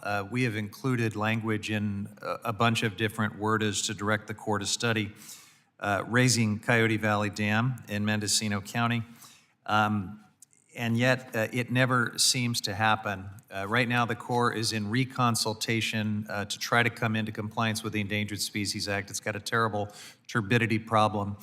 Many experts believe the only way you're going to solve that problem and come into compliance with the ESA is to go ahead and raise Lake Mendocino so that you could have different outfalls and fix some of the infrastructure limitations there. Can you just give me a sense of the status of consideration of this thing we keep urging you to study that would also be a great way to come into compliance with the Endangered Species Act? For all the reasons you just mentioned, this should be a priority, but yet we don't have funding identified yet, and we don't have a new start. But, you know, given the imperative of water supply plus the environmental aspects of a dam raise, certainly if funding would be made available, this will be a priority to get going and work with your folks on seeing what we can do about a dam raise at Coyote. All right, thank you, Mr. Chairman. Yield back. Gentleman yields back. Mr. Babin. Thank you, Mr. Chairman, and good morning, General Spellman and Assistant Secretary Connor. I represent Texas' 36th district, home to some of the nation's most critical ports and waterways, really unmatched numbers of chemical plants, refineries, and a number of communities that are sensitive to natural disasters that we've seen over the years, notably hurricanes. General Spellman, I know you're familiar with my district. I hope that we'll get you back down there soon and see some of the good things that are happening and the work we're doing there in the Houston Ship Channel in Southeast Texas. I'd like to thank both of you for your commitment to protecting and improving our nation's water resources and infrastructure, as my district relies heavily on the Army Corps, and we greatly appreciate everything that you do. I have a few questions, and I'd like to hear from both of you, if that's okay. First off, I'm sure you've spent many hours working on and thinking about what we call the Ike Dike Texas Coastal Spine project. I'm not going to ask you to get into specifics, but I was hoping you could provide us with a very brief 30,000-foot view of how the project is developing in your perspective. Yes, sir, and I recently had the opportunity to visit our team out there. This is a bold plan. It would represent the largest single investment in the Army Corps of Engineers history. To me, it's a great example of combining traditional concrete, steel, compacted dirt with natural and nature-based features. During my visit with the non-federal sponsors and our partners in the room, I challenged the team to develop what we call an integrated delivery schedule like we have in the Everglades, another very large program, to show how we would sequence this work over time and inform the associated funding decisions. That integrated delivery schedule, sir, is underway, and I look forward to sharing that with you soon. Super, thank you very much. The critical infrastructure there for our national security, aviation fuels, jet fuels, anything that's energy, this is the epicenter of energy, so we need the protection, we really do. Okay, I'd also encourage you on both the Coastal Spine Project and many other vital projects in and near my district is to work closely with the local communities in addition to the local stakeholders as well. That includes towns of all sizes like Beach City, Pearland, Baytown, Beaumont, Houston, et cetera. My constituents are paying very close attention to how projects might impact their communities and their quality of life. So please leave no stone unturned and please listen closely to their concerns. My next few questions are about the Army Corps of Engineers nationwide permitting program, which was designed to allow infrastructure projects with minimal effects to proceed with a general permit after streamlined review. Does the Army Corps support meaningful federal permitting reform legislative initiatives to safeguard the security, reliability, and affordability of energy infrastructure, including natural gas pipelines? And if so, how is the Corps working with Congress or planning to work with Congress to make the nationwide permit program, general permit process more consistent and more effective? Secretary. All right, thanks. I'll take a cut at that Yes, first. Absolutely. You know, permitting efficiency and, you know, comprehensive work with all the interested parties is the biggest challenging issue, I think, facing the Army Corps of Engineers. We're a regulatory agency. We want to get infrastructure moving, we want to do it in a way that doesn't end up in the courts for decades, quite frankly. Nationwide Permit Program, perfect example, broad support. We strongly support that effort. We move permits efficiently through that process, through the 56 nationwide permits. We are currently just beginning the process for the next year, 5-year permitting program for the 56 permits that we have in place now. They're good for 5 years, and then we have to start the process all over again. Certainly, energy infrastructure is part of that message. We want to be efficient with respect to pipelines. We are looking at particularly Nationwide Permit 12. We haven't made any decisions about whether or not to revisit some of the aspects of that permitting, but rest assured, the Nationwide Permit Program is viewed very favorably, and we're very strongly supportive of it. Thank you. And how does the Corps plan to address litigation over the agency's issuance of a nationwide permit program, which continues to frustrate linear infrastructure development? The repeated legal challenges seem to make it seem like there's not much certainty or predictability in the permit process. Would you agree? And what is going on there? Well, I know there's been litigation with respect to the need to follow NEPA. There's been litigation or concerns about endangered species aspects of those. We think we've had an effective path forward in the past, but we're going to take a look at that as part of this new review as we start the process for the next 5-year cycle. Yes, sir. Thank you very much, and I yield back. Ms. Schulten. Thank you so much, Mr. Chair, and thank you to both of our witnesses for being here today. WRDA is obviously one of the cornerstone areas of jurisdiction for this subcommittee, and this is a very necessary hearing. I can't believe I only have 5 minutes to get into everything we need to cover about beautiful Michigan's 3rd Congressional District. My district covers miles of gorgeous Lake Michigan shoreline, including ports in Muskegon and Grand Haven. It's really hard to overstate the importance of these harbors to the overall Great Lakes ecosystem and the larger Great Lakes economy. But to put a few numbers on it, commodities handled by Grand Haven's harbor alone supports over $3.9 billion in revenue, over 23,000 jobs, and $1.2 billion in labor income. In addition, if this harbor was not maintained, commodities that typically travel by water on ships, including sand, gravel, salt, cement, manufactured goods, all those things that keep our roads running, would then have to be transported by train or truck, which would increase annual emissions rates by over 10.5 million pounds of harmful particulate matter. The cost to our economy, workforce, and environment in West Michigan truly cannot be overstated. I'll have 2 questions. First, which either of you or both of you can chime into, and then my last question in particular is for you, Lieutenant General. So I understand that the Army Corps is currently doing quite a bit of work in Grand Haven to repair the breakwaters and pier heads damaged by high lake levels. Do you see this as something the Corps will have to do more often due to climate change moving forward? And if so, how can we ensure that these structures are regularly maintained? Yeah, Congresswoman, thank you for that. And on top of all the challenges you just maintained, we are seeing increased shoaling in many parts of this port. It used to be a 3 to 5 year dredging cycle.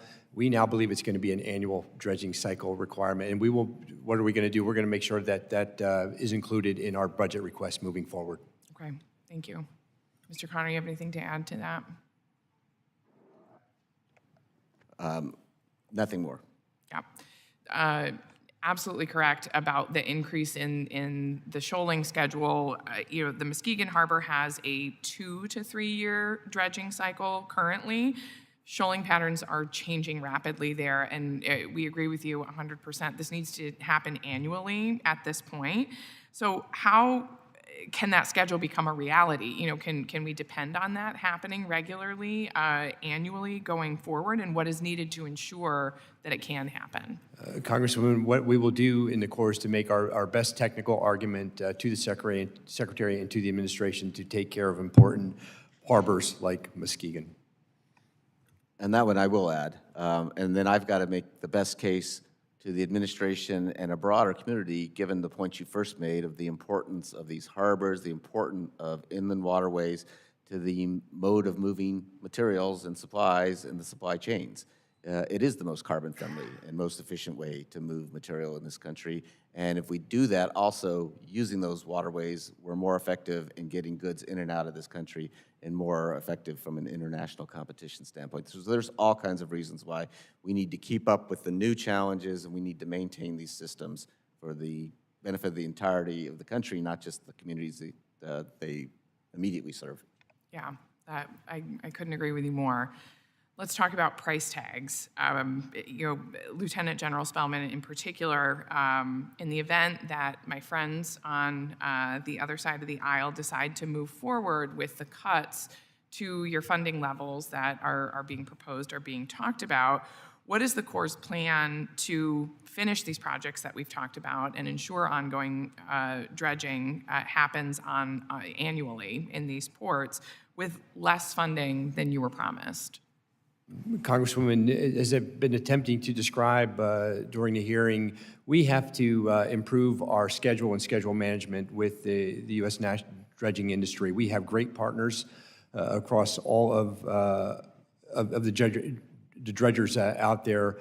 Just given the volume of work and the increased sedimentation and shoaling that we're seeing in places like Muskegon, we've got to take our scheduling with industry to the next level. Thank you. Gentlemen, I can't thank you enough for your commitment to this work, and I'll yield back. Gentlelady yields back. Mr. James. I'd like to thank the chairman for this opportunity to speak, and I'd like to thank the Assistant Secretary Connor and Lieutenant General Spellman for being able to make it up to Capitol Hill today to testify in front of the committee regarding the state of clean water infrastructure. Michigan is the greatest state in the union, and I echo my colleague Rep. Skolton's love for Michigan, West Michigan, but I have the privilege of representing the best congressional district in the entire nation, Michigan's 10th congressional district. But speaking for the entire Great Lakes region, with its unparalleled natural beauty and economic significance faces a pressing challenge. It is time for us to address the critical need for updating our water infrastructure, especially in Lake St. Clair. This isn't just about ensuring the availability of clean, safe drinking water. It's about protecting our cherished freshwater resources, sustaining our thriving economy, and bolstering our national security. The Great Lakes have been a wellspring of prosperity and global trade for generations, and it's our responsibility to modernize this infrastructure to keep this vital engine of our economy running smoothly, while also fortifying the security measures that safeguard it. We stand at a pivotal moment where our commitment to these goals will define the future of the Great Lakes region, and I believe that as we work together, we can achieve and must achieve nothing less than success. The nation's aging water infrastructure is in desperate need of modernization and will take billions of dollars to make that happen. There is no replacement for fresh, safe, and clean water. So with that, as we all know, the PFAS chemicals, the forever chemicals in water, represent a major challenge to U.S. Army Corps in terms of exposure risk to humans. Do you anticipate that the current U.S. Army Corps funding will be sufficient to address PFAS issues in the Great Lakes? And if so, or if not, what percentage of projects going forward will you expect to involve PFAS mitigation, sir? Congressman James, thank you for that, and very familiar with Lake St. Clair and the Great Lakes and all that they provide our nation. I will follow up with you on the PFAS and PFOA funding. Our environmental budget has skyrocketed in the Army Corps of Engineers, and we're very aware of this acute challenge that you mentioned. I would like to follow up with you and give you a more thorough answer on its application to the state of Michigan and the Great Lakes. I will hold you to that, sir, and I would like that follow-up to be in my district. I would love to welcome you out to Lake St. Clair, and we can see it for ourselves. Thank you for the work that you're currently doing. And for either of you, question 2, with remote lock and dam operations, how will the Army Corps of Engineers meet the need for on-site personnel in times of emergencies? So Congressman James, we are really in the pilot stage on remote lock operations. We have not employed this technology extensively throughout our 234 locks across the nation. To be frank, we are learning as we go. Our next significant effort at this will be in the Pittsburgh district. And we intend to learn more as we attempt to tie together several of our locks and dams on the Allegheny, the Monongahela, and the Upper Ohio. So we have more to learn here, sir, and we will keep you appraised of our efforts as we move forward. As I'm sure you agree, we have zero margin for error when it comes to the safety and security of our dams and lock systems. Leading into the last question, what's the Army Corps' plan to address an unscheduled lock outage caused by, say, a cyber attack or failure of a remote operating system or any things of that nature? I actually authored and got a bill passed through the House for a study on securing our SUE locks in particular. The SUE locks are vital to our national security and our economic security, and the Army Corps must have the resources it needs to defend and protect and ensure the proper maintenance and operations. What is your plan to address any outage? Because that is unacceptable. No, Congressman James, first of all, we would be a willing participant in any reporting requirements. And security at the SUE locks in particular, that's a layered approach between ourselves, federal, state, and local security providers. And I'd welcome the opportunity in another setting to give you a detailed rundown on the current threats and the mitigations that we have in place at the SUE. Mr. Conner, if you have any comments? No, absolutely support the whole efforts with respect to funding our cybersecurity efforts and then integrating them into these important critical facilities. Absolutely. Okay. With that, Mr. Chairman, the only thing I have to add is go Army, beat Navy. Gentleman yields back. Mr. Ryan. Thank you, Mr. Chair. I want to second my colleagues' call for Army to deliver a crushing blow to Navy in football this weekend in a bipartisan manner, and welcome either of our distinguished guests here to comment on any of their thoughts on how decisively Army will defeat Navy this weekend, if you want to be on the record during this Army-Navy week. Sir, 35-0 Army. As a former star wide receiver, I'll defer to him. You've already made, I have the privilege of representing the United States Military Academy at West Point in the district, so you made many thousands in my district happy with that answer and appreciate you being here. In all seriousness, thank you for taking the time. First question is related to one of my communities in New York's 18th district in the Hudson Valley. Curious Joel is a community in my district, one of the youngest and fastest growing communities in the entire United States. For years, Curious Joel has been working on a water infrastructure project, the Catskill Aqueduct Project, to ensure that as the community rapidly grows, they're able to continue to access clean water and are no longer reliant on maintaining and building new wells in the community. This is and has been a priority project for the people of my community. While the project has been included in Section 219 environmental infrastructure projects back in 2002's WRDA, it has never been awarded funding.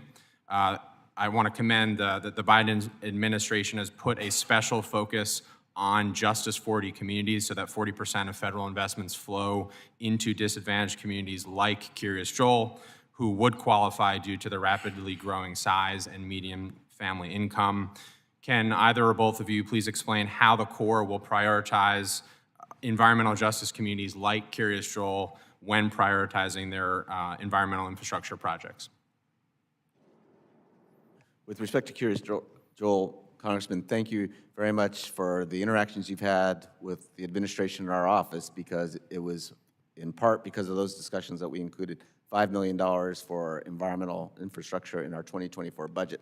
First time that we had ever asked for money for the environmental infrastructure program. From the looks of things, if we get an energy and water bill, I'm not quite sure that that will survive the budget process, but you got to start somewhere.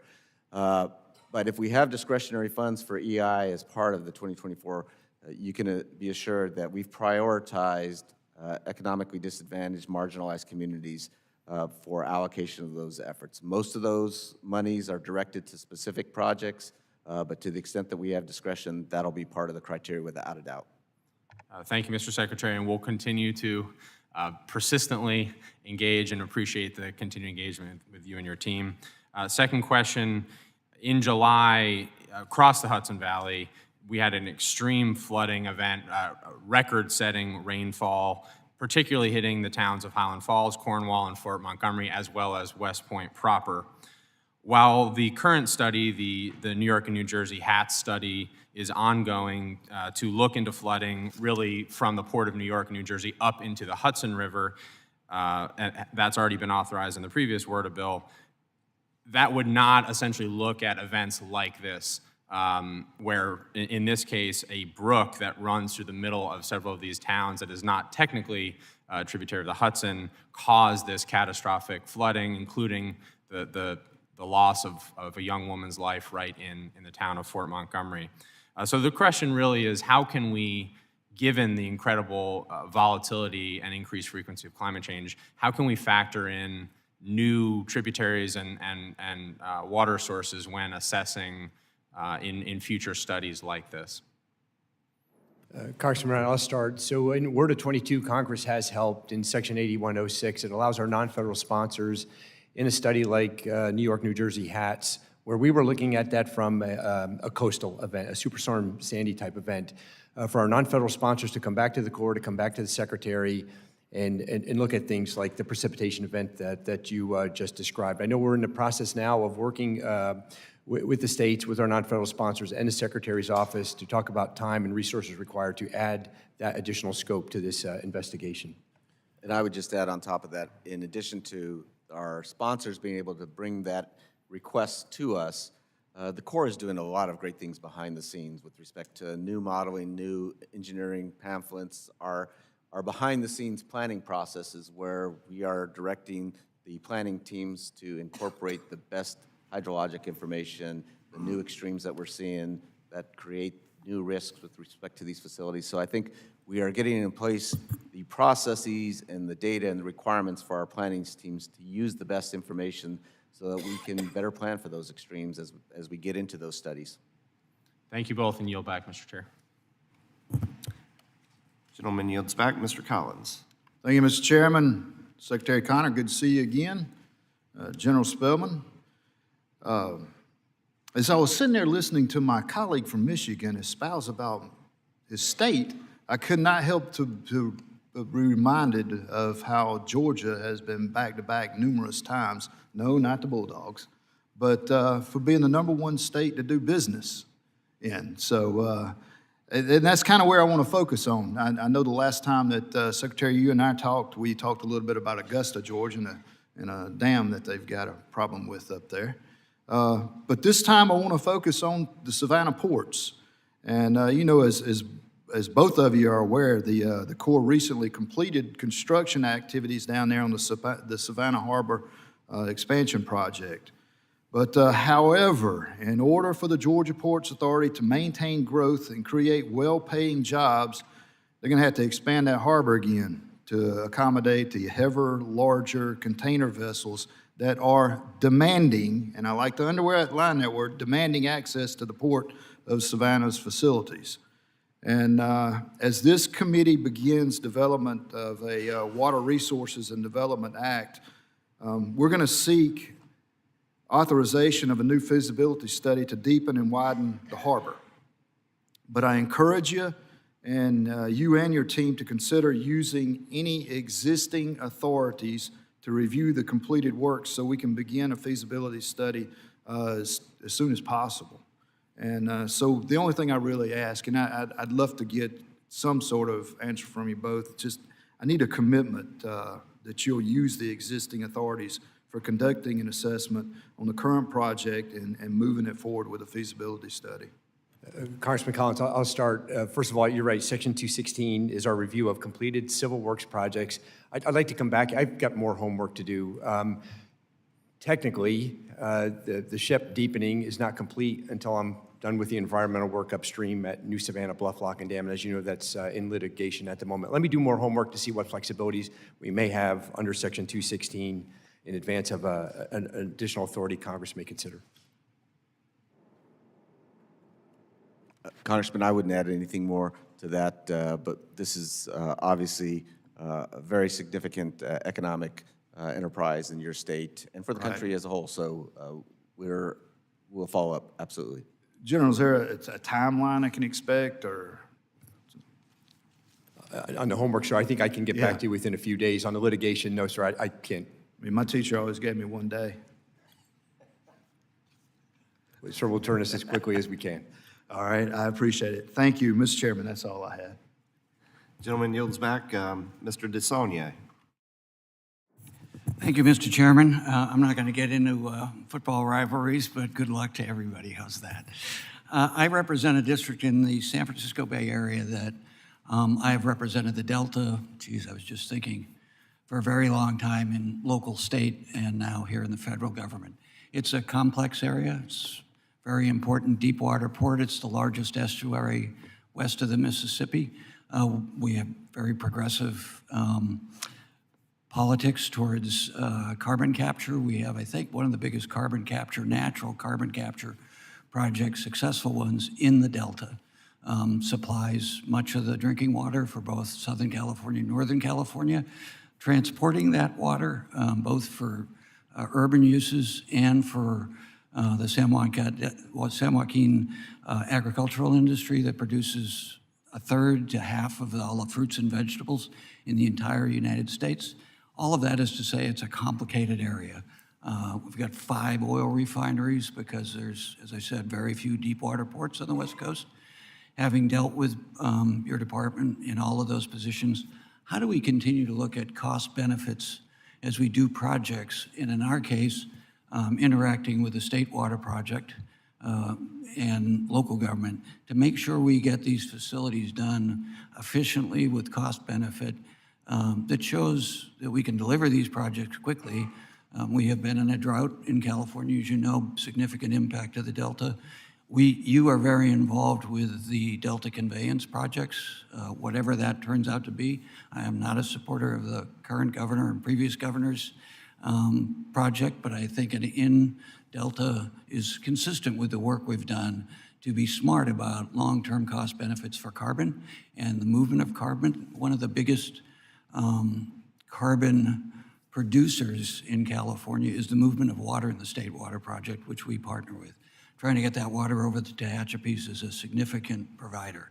So the question is, how do we look at this in a very dynamic area like this, where economically it's been very beneficial as we look at transitioning those fossil fuel industries to renewables, which we're doing aggressively and successfully, but using you as an engineering partner, and a very important one, to get nonpartisan, non-political, analytical engineering that's driven by cost benefits, not just in the near term, but in the complexity of this new environmental and economic environment that I would argue, and not to get into parochial, who's got the best district, but we've had a district that's in an area in the Bay Area that why we've been very driven about our environmental stewardship.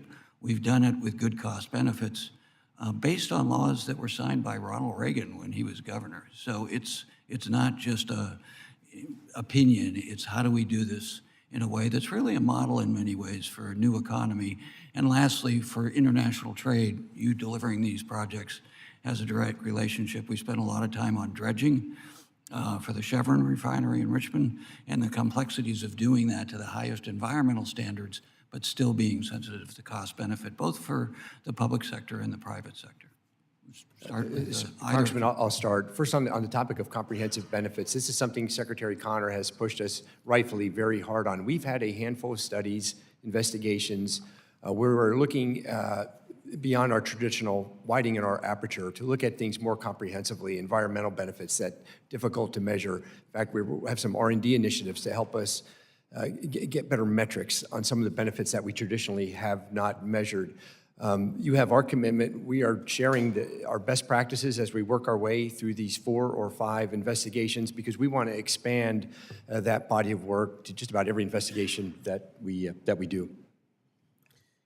I would just add, I mean, we have very creative engineers who love working with their partners to look at all the benefits that they can apply to any particular project. And it's a more complex world. So if it's carbon benefits, it's water supply, as we're doing flood work, as we're looking at environmental restoration, We want to do that, and getting to the nonpartisan. My predecessor, Mr. James, issued a directive for the Corps to study comprehensive benefits. We want to take that now to the next level where we identify it, we'll quantify where we can, we have to understand where there are other benefits, and we want to modernize our approach with respect to principles, requirements, and guidelines that are essentially our tools for developing benefit cost ratios. And so we need to allow folks to do the creative work by having rules in place that allow us to recommend projects that define and achieve that broader set of benefits. So we're in the process. We're going to issue a proposed rule hopefully in the next week or two that'll start this process so we can get it done next year. It's a great question, Congressman. Thank you. Really appreciate it. I yield back. Gentleman yields back. Mr. Duarte. Thank you, Mr. Chairman. Well, I represent a large portion of the San Joaquin Valley, from the Delta down through very low-lying towns along the San Joaquin River. We had huge problems up and down my district last year with towns flooding, with a lack of dredging, a lack of maintaining of the flood channels, all of which could not be improved upon while the flooding was occurring, as you might imagine. One specific problem we have is the Lower San Joaquin River feasibility study that runs through Lathrop and the Lower San Joaquin River right as it enters the Delta has been hamstrung. It doesn't meet your own 3x3x3 rule. It's now scheduled to happen in 2027. It's been pending there for a number of years. And at least in that case, I want to encourage you to look at that and please advance that as you can. But my district is riddled with unmet needs from the Army Corps of Engineers. And the irony I find, listening to all of my friends and colleagues here talk about wetlands issues that aren't being handled sufficiently to help commerce and ports and drainages, is wetlands issues that involve no wetland at all. And with that, I'd like to show a picture of a jurisdictional, or what you claim to be as a jurisdictional vernal pool in the San Joaquin Valley. This one's actually out of the Sacramento Valley. If you can't see it, that's part of the message here today. Under WOTUS, the Army Corps of Engineers has been claiming jurisdiction over topographic swales for decades. It's been controversial, and we all thought it would have been cleared up back in the Sackett decision, which came down very decisively earlier this year, and said that the term continuous surface water connection with navigable waters of the United States was necessary for you to claim any jurisdiction over these types of wetland features through the Clean Water Act. And in January, you issued a memo that, an initial rulemaking that recognized this to some degree and recognized Sackett. But then on September 27th of 2023, this year, just a few months ago, you signed a memo, Secretary Connor, that said the agencies would continue to apply the overbroad pre-Sackett interpretations of continuous surface connections from the January 2023 rule preamble, and how soon can we expect the administration to formally rescind the illegal pre-Sackett guidance acknowledging the Supreme Court's binding interpretation of adjacent wetlands and following the law. What you're basically saying is that you can daisy chain this kind of a seasonal wetland feature across the entire field to the next one. Now, I've been involved in these kinds of regulatory efforts myself. I've been prosecuted for planting wheat on ground just like this one under the WOTUS wetlands rules. The Sackett decision said, let me just read you some quotes in case you're still vague. Waters may fairly be read to include only those wetlands that are, quote, as a practical matter, indistinguishable from the waters of the United States, meaning navigable, such that it is difficult to determine where the water ends and where the wetland begins. That wouldn't be the case in these vernal pools across the landscape. So, in summary, let me ask and then let you answer. Why is the Army Corps of Engineers and EPA completely disregarding the findings of the Sackett decision and continuing to regulate isolated wetlands that have no surface water connection with navigable waters of the United States whatsoever? That is not a correct statement, Congressman. That is not what we're doing. We just issued a conforming rule on September 8th that expressly eliminated the significant nexus test. It modified the definition now of adjacent wetlands. It took out wetlands that are identified as jurisdictional water because they're interstate. And we have the 8 exemptions that we had in the January 2008 rule. I haven't issued any substantive guidance with respect to interpretation of So continuous your service. Sacramento office will not be regulating this as a jurisdictional wetland under WOTUS at this point? I'm not getting into any fact-specific situations. I'm just telling you, we have a conforming rule that is consistent with SACIT. We are working through jurisdictional determinations right now. We are going to ultimately be issuing guidance. That'll be a public process. But your statement that we are not in conformance with SACIT is an incorrect one, sir. You're absolutely not in conformance with SACIT. SACIT says clearly several times, and in fact, they go again, in sum, we hold the Clean Water Act extends only to those wetlands with a continuous surface connection to bodies that are waters, quote, of the United States in their own right.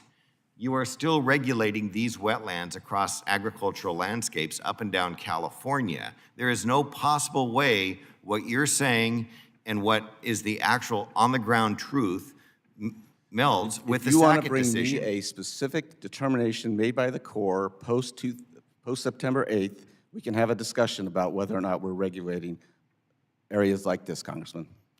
I'm Your happy to have that Your conversation Sacramento office every can't day. even get back to us with delineations on wetland features that are clearly not jurisdictional. Bring me a specific determination. I'm happy to sit They're down not and talk issuing to you. determinations. They're sitting on their old determinations, and we can't get any results out of them. The gentleman's time has expired. Ms. Wilson. Thank you, Mr. Chair and Ranking Member Napolitano, for convening today's hearing. I remember when I first got to Congress 13 years ago, WRDA was not on a 2-year cycle. To advocate for the restoration of the 2-year cycle, I launched the bipartisan Florida Ports Caucus alongside my friend and fellow Floridian Congressman Bill Posey. Over the last decade, we got on cycle. This committee has delivered on the WRDA's goals of protecting our water supply, especially in communities vulnerable to the threats of climate change, like my hometown, Miami-Dade. As one of the 5 co-sponsors of the bipartisan infrastructure law, I want to highlight the $17 billion in supplemental funding to the Corps. Miami-Dade County is already reaping the positive outcomes of the Biden's infrastructure law and the Corps. Additionally, I proudly sponsored community projects led by Florida International University to improve Biscayne Bay and address water issues in neighboring cities. But my community still needs help. First, we need funding for our Section 219 Miami-Dade wastewater infrastructure project. We authorized this critical project in WRDA in 2022. Now we need to fund it, especially considering the $4 billion septic system crisis we're currently facing in South Florida that is contributing to the pollution of Miami-Dade aquifilter and Biscayne Bay. As many septic tanks risk being compromised when it rains, these failing septic systems directly threaten disadvantaged communities, especially given rising sea levels. Situated at the forefront of the climate crisis and surrounded by water, my district is vulnerable to sea level change, and we depend on Everglades restoration. Failing to pass the WRDA is not an option for us. We cannot afford the consequences of neglect, including leaving our water resources susceptible to disaster and a rapidly changing climate. With that, I have a few questions. Assistant Secretary Connor, in your March 15, 2022 memo, you highlighted the need for all communities to share the benefits of a healthy environment. Within that context of Justice 40 highlighting the aim to tackle the crucial waste infrastructure issues in disadvantaged communities, how are these entwined goals considered when determining the spending plan for environmental infrastructure? Congresswoman, thank you for the question.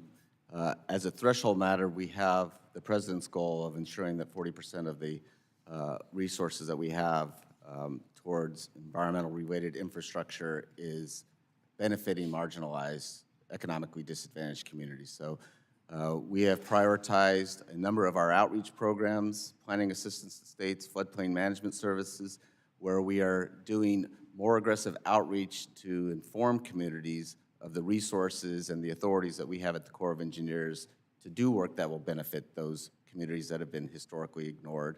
And then we are certainly looking at modifying our rules, as we talked about just a little bit ago, how we assess benefits and costs so that we can look at social, environmental, as well as economic benefits and make determinations and recommendations so that we can incorporate those features. Because quite frankly, as we've only protected the highest value properties, that's been our historical approach, that's been inequitable.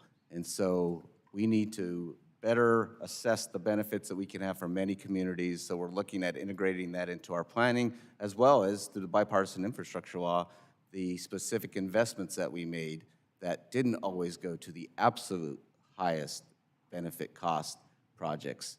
We looked at, under direction in the law, of how to spread those benefits among many communities. So those are a few examples of how we're trying to address this.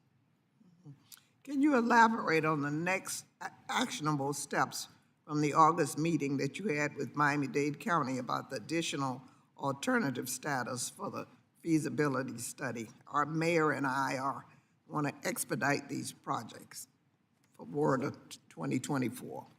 With respect to Miami Back Bays and the study that we're doing in that context, one, I think we're looking at it from a regional perspective, which I think is the proper way to assess this. And given the urgency and the risk that exists from sea level rise and more powerful storm surges, we are trying to look at a phased approach where we are trying to do first phase feasibility work, look at critical infrastructure, look at non-structural means that we can take in the near term, see if we can get an authorization in place through WRDA 2024, and then look at the larger, more strategic, long-term, big infrastructure. And that includes large-scale natural nature-based features, which is very important to the local sponsor, as well as just hardened infrastructure that we may need to protect the community in a way that they'll accept. And that's the longer-term second phase of the approach there that we're taking. Thank you. I yield back. Mr. Van Orden. Thank you, Mr. Chairman. As you guys know, the Army Corps of Engineers encompasses a tremendous amount of very rural areas, and the 3rd Congressional District of the state of Wisconsin that I represent has one of the largest contiguous sections of the Mississippi River of any congressional district in the country. We go from Lock 2 to Lock 11. We have the tributaries of St. Croix, Chippewa, Black River, La Crosse, and Wisconsin rivers that all go into there. And I've toured all of our locks and dams. I want to make sure that our lock and dam operators that are listening understand not only do I appreciate their hospitality, but I appreciate their professionalism. And I have firsthand knowledge of how incredibly important it is to keep these things going. We just got designated as part of the Northern Corn Belt ports. What's up? John James, from Michigan, whatever, dude. I speak regularly to Colonel Eric Swenson from the St. Paul District and Jesse Curry from Rock Island, and they've been very, very supportive. And I want to start with a good news story for you guys. We had a lot of flooding back in April, and we contacted them because I have a personal relationship with these two gentlemen that are running these districts, and they were standing by to help the township of Campbell, and they immediately deployed, as soon as Governor Evers called this an emergency, these incredible pumps to help get rid of the flooding on that island. And due to the direct result of the hard work of the men and women of the Army Corps of Engineers, you're capable of saving 70 houses in the township of Campbell, and I don't know why that wasn't front page news. But here's the issue. I've got 19 whole and partial counties in the district, and the problem is that folks don't understand what you're capable of doing and what you're tasked to do. So not only is it just the Mississippi River and these big time ports and harbors and all that stuff, you're responsible for doing a lot of the work on these inland waterways. And my problem with this is that There are a lot of anecdotal stories about, I wouldn't say intransigence by the Army Corps of Engineers, but I would say a certain lack of responsiveness by the Army Corps of Engineers, and sometimes people just give up on asking for things. That's one side. The other side of the coin is this. They don't know what you're capable of doing or why and when. So what I'd like to know from you guys is, what is your type of outreach to communities in these small counties in, for instance, my district in the state of Wisconsin, who can't afford to have somebody that can go through all these crazy regulations and all of these things that are out there that say what you can and cannot do. So what specifically, General, is your outreach to smaller counties and communities so they know that they can leverage your assets? Congressman Van Orden, first, thanks for the question. Just a bit of context for some of the frustration that your constituents are feeling. I command an organization that's built, it's manned, it's structured for a $22 billion a year construction program. We're at $92 billion. So it's hard for us to get out to these small towns. I think what you said, the work that we're doing in Arcadia, the work that we're doing in the city of La Crosse, we're working hard to get out and educate people where we can, and we have the bandwidth to do that. I agree with you. We've got to get better. We've got to speak in plainer English, and we will work hard to get out to the communities that you have mentioned. It's just an amazing workload that the team is working through at the moment. I get it. You're under-resourced and overtasked. And then I just have one more thing. For the Undersecretary, sir, could you read this for me? Go Navy. Thank you very much. And then if you would follow that up with this. Go Army. That is the root of the problem. The man can't read. I was just kidding. Hey, thank you very much, sir. Listen, anything I can do to help you guys, tell me, because it's critically important to the economy for the state of Wisconsin. It's incredibly important for the national security of this country that we can work collaboratively together. So I have your phone number, and you have mine. Thank you very much. Sir, can I just mention, you've made visits out to our facilities. It raises spirits. People have mentioned this to me when after you've been out there. So they're awesome. All right, thank you very much. I'll you back, sir. Thank you, Mr. Van Orden. And now we recognize Mr. Moulton for 5 minutes. Thank you very much. Gentlemen, in 2022, the Massachusetts Department of Transportation closed the Hall-Whitaker Bridge in Beverly when an inspection revealed major deterioration. The bridge linked the critical parts of the city and carried 8,000 cars per day. The timeline for the bridge's reconstruction is beyond comprehension. I mean, let me emphasize to you, this is a bridge barely wider than this room. The Chinese would take it down in a night, all right? And yet, what we're being told is it will take until 2027 to just get a temporary replacement and 2035 for a final replacement. To be honest, I think that's an embarrassment. Onerous permitting requirements coupled with a complicated swing span bridge design are apparently to blame, but it's not like we've never done any of these things in the past. We've been building swing span bridges for hundreds of years. I recognize that the Corps is not responsible for the bridge design, but it does serve as the federal general contractor for the bridge rebuild, coordinating approvals from multiple federal agencies before issuing the permit. So, Mr. Spellman, John Spellman, what can the Army Corps do to expedite the permitting of the Hall-Whitaker Bridge project to reconnect the Ryleside neighborhood in downtown Beverly as soon as possible?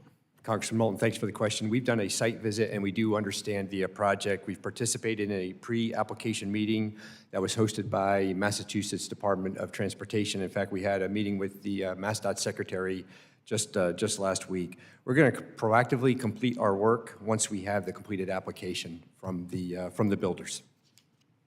Okay, well, I appreciate your doing that expeditiously, and please do stay in touch closely with me. This is a priority of mine. What's framed as an embarrassment could actually be a great success story, showing that we can still do big things, even small things, small bridges, expeditiously. When you realize that the root of the permitting problem is environmental regulations, And yet the proposal here is not to replace this bridge with one bridge, but literally to build two in two different locations, a temporary bridge and then the final bridge. It's hard to imagine that building two separate bridges is better for this river environment than just ripping up one and putting it down, a new one down quickly. So I hope we can not lose the forest for the trees here, get this done quickly and expeditiously. Shallow draft ports greatly contribute to local economics of smaller cities and towns. My district has 10 shallow draft ports, mostly fishing hubs. We've witnessed increasing challenges in securing funding for these smaller ports. Mr. Connor, what can the Army Corps do to ensure that adequate funding is dedicated to small harbors? I think the best thing we can do is continue to try and follow the plan that was laid out in WRDA 2020 with emerging and small harbors. And I think we're in pretty good shape with respect to continuing that approach. And if we can continue with the percentages as the amount dedicated to harbor maintenance trust funds, we should continue to be able to get at it. But it's, you know, this is a situation where we're probably never going to have fully the resources necessary to satisfy all the needs, but I think we're on a good trajectory at this point in time. Okay, gentlemen, just going back to the northern part of my district, we were excited to finally see the Merrimack River dredged last year. The work was critical to improving navigation and ensuring Plum Island could be renourished with sand. Unfortunately, the Army Corps' jetty that sits off North Point on Plum Island is creating a gyre that exacerbates beach erosion, subjecting more homes to potential flooding. The Corps is now conducting its own study of the situation, but we must make the necessary changes to the jetty itself as soon as possible to secure the coast, protect homes and livelihoods. Lieutenant General Spellman, what can the Army Corps do to expedite the review, engineering, and construction of the jetty renovations to decrease beach erosion on Plum Island? Congressman Walton, first we want to thank Congress for the $240,000 in FY23 funding to allow us to get after this effort. We are in the modeling phase now. We're going to produce a major maintenance report to look at a way, how can we adjust our jetties to get after the erosion issues that you described. So more to follow, sir, on schedule once we get through the modeling phase. Any idea how long this is going to take? What's the rough report will be timeline? complete in the spring. The report will be complete in the spring, then you have to do... With the recommendations, sir, then we'll come back to the Secretary with our cost estimate of what it would take for the fix. But I'll know more. All the modeling and everything will be done by spring. I'm sorry, I didn't understand. All the modeling and everything will be done by spring. No, sir, the report will be done. Modeling will be complete. We'll have our recommendations ready in the spring. That will inform our next budget recommendation. Okay. Thank you very much. Mr. Chairman, I yield back. Ms. Gonzalez-Colon. Thank you, Mr. Chairman, and happy to see here Secretary Connor, General Spellman, and I think this is important. And I want to say, just for the record, that thank you to the Army Corps of Engineers for all their missions and for being so critical in helping rebuilding our islands after hurricanes, earthquakes, and a lot of floods. This is the federal agency that has best responded to us, and I need to say that on the record. And the recent creation of the task force for the Virgin Islands and Puerto Rico, the VIPER, I know that should help speed that rebuilding and overcome implementation obstacles. So I'm very happy to see that task force. We know the resources are not unlimited, and there's no way to fix every foot of shore or riverbank and every square meter of wetland all at the same time, and we appreciate the effort your agency does.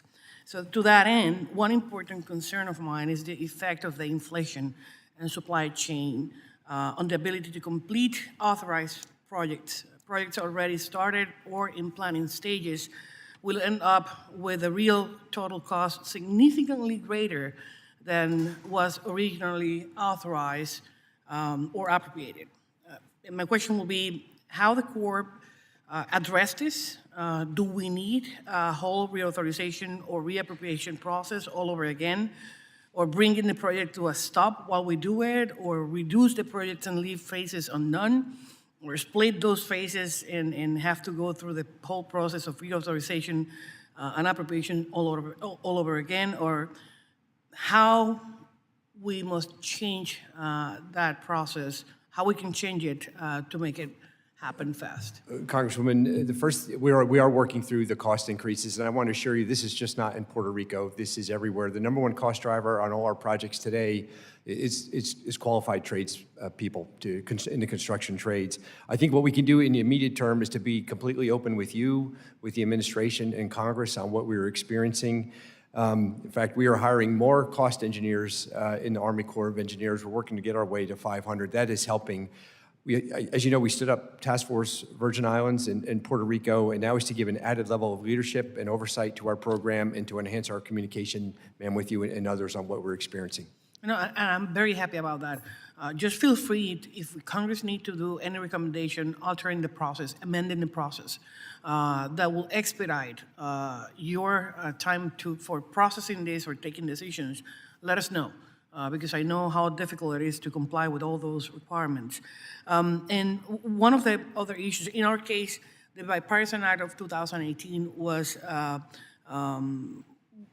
were to be funded at 100% federal share. However, as mentioned, most of the projects that were for the recovery process after Hurricane Irma and Maria will be, the real cost will be much higher. So what's happened now? So what's the difference become subject to increase to local share? Do the projects stop until we reach the original estimate? What do you do in those cases? Yes, ma'am. So what we're doing now is we're working on, in some of these cases, finalizing our cost estimate. As you can imagine, as you know, this is a very dynamic environment, and everything that you mentioned in the preface to your initial question is on the table. How do we get after the highest risk portion of these projects and then and hold off on others where we can buy some risk with time? We owe you all of these recommendations as we continue to mature our designs and our cost estimates. And Congresswoman, I assure you we keep the lines of communication wide open with you and your team. One last question, John, and I may submit more for the record, but in that aftermath of the hurricanes, we received in the island $2.6 billion in supplemental funding for Army Corps projects, exceeding all previous funds historically. And since then, we have been also received a large supplemental funds through the Infrastructure Act and other special appropriations. But first, we cannot be living under the emergencies forever. In the case of Puerto Rico, the second, every year there are more communities, not just in Puerto Rico, but nationwide, that plead for projects to address their local situation that is deteriorating for diverse factors like sea level rise, sedimentation, erosion, among others. How does the Army Corps foresee an increase, or if you foresee an increase in such non-emergency demands, and how do we make sure we can identify where to act before there's an emergency, especially in poor jurisdiction where they may be the resources for a 35% share of cost? Congresswoman, I would say three things. First, we will continue to express capabilities for projects in non-emergency years so we can get ahead of the exact scenario you're describing. We are doing much better in workload sharing than we ever had in the past. In workload sharing across our 42 districts, and I think Task Force Virgin Islands, Puerto Rico is a great example of that. And I would just end with Congress is helping. As I mentioned, this is a historic time for the Army Corps of Engineers, a $92 billion program. The nation is investing in this infrastructure, and we've got to just get it in the ground, and we appreciate your leadership. Thank you. I appreciate that. I yield back.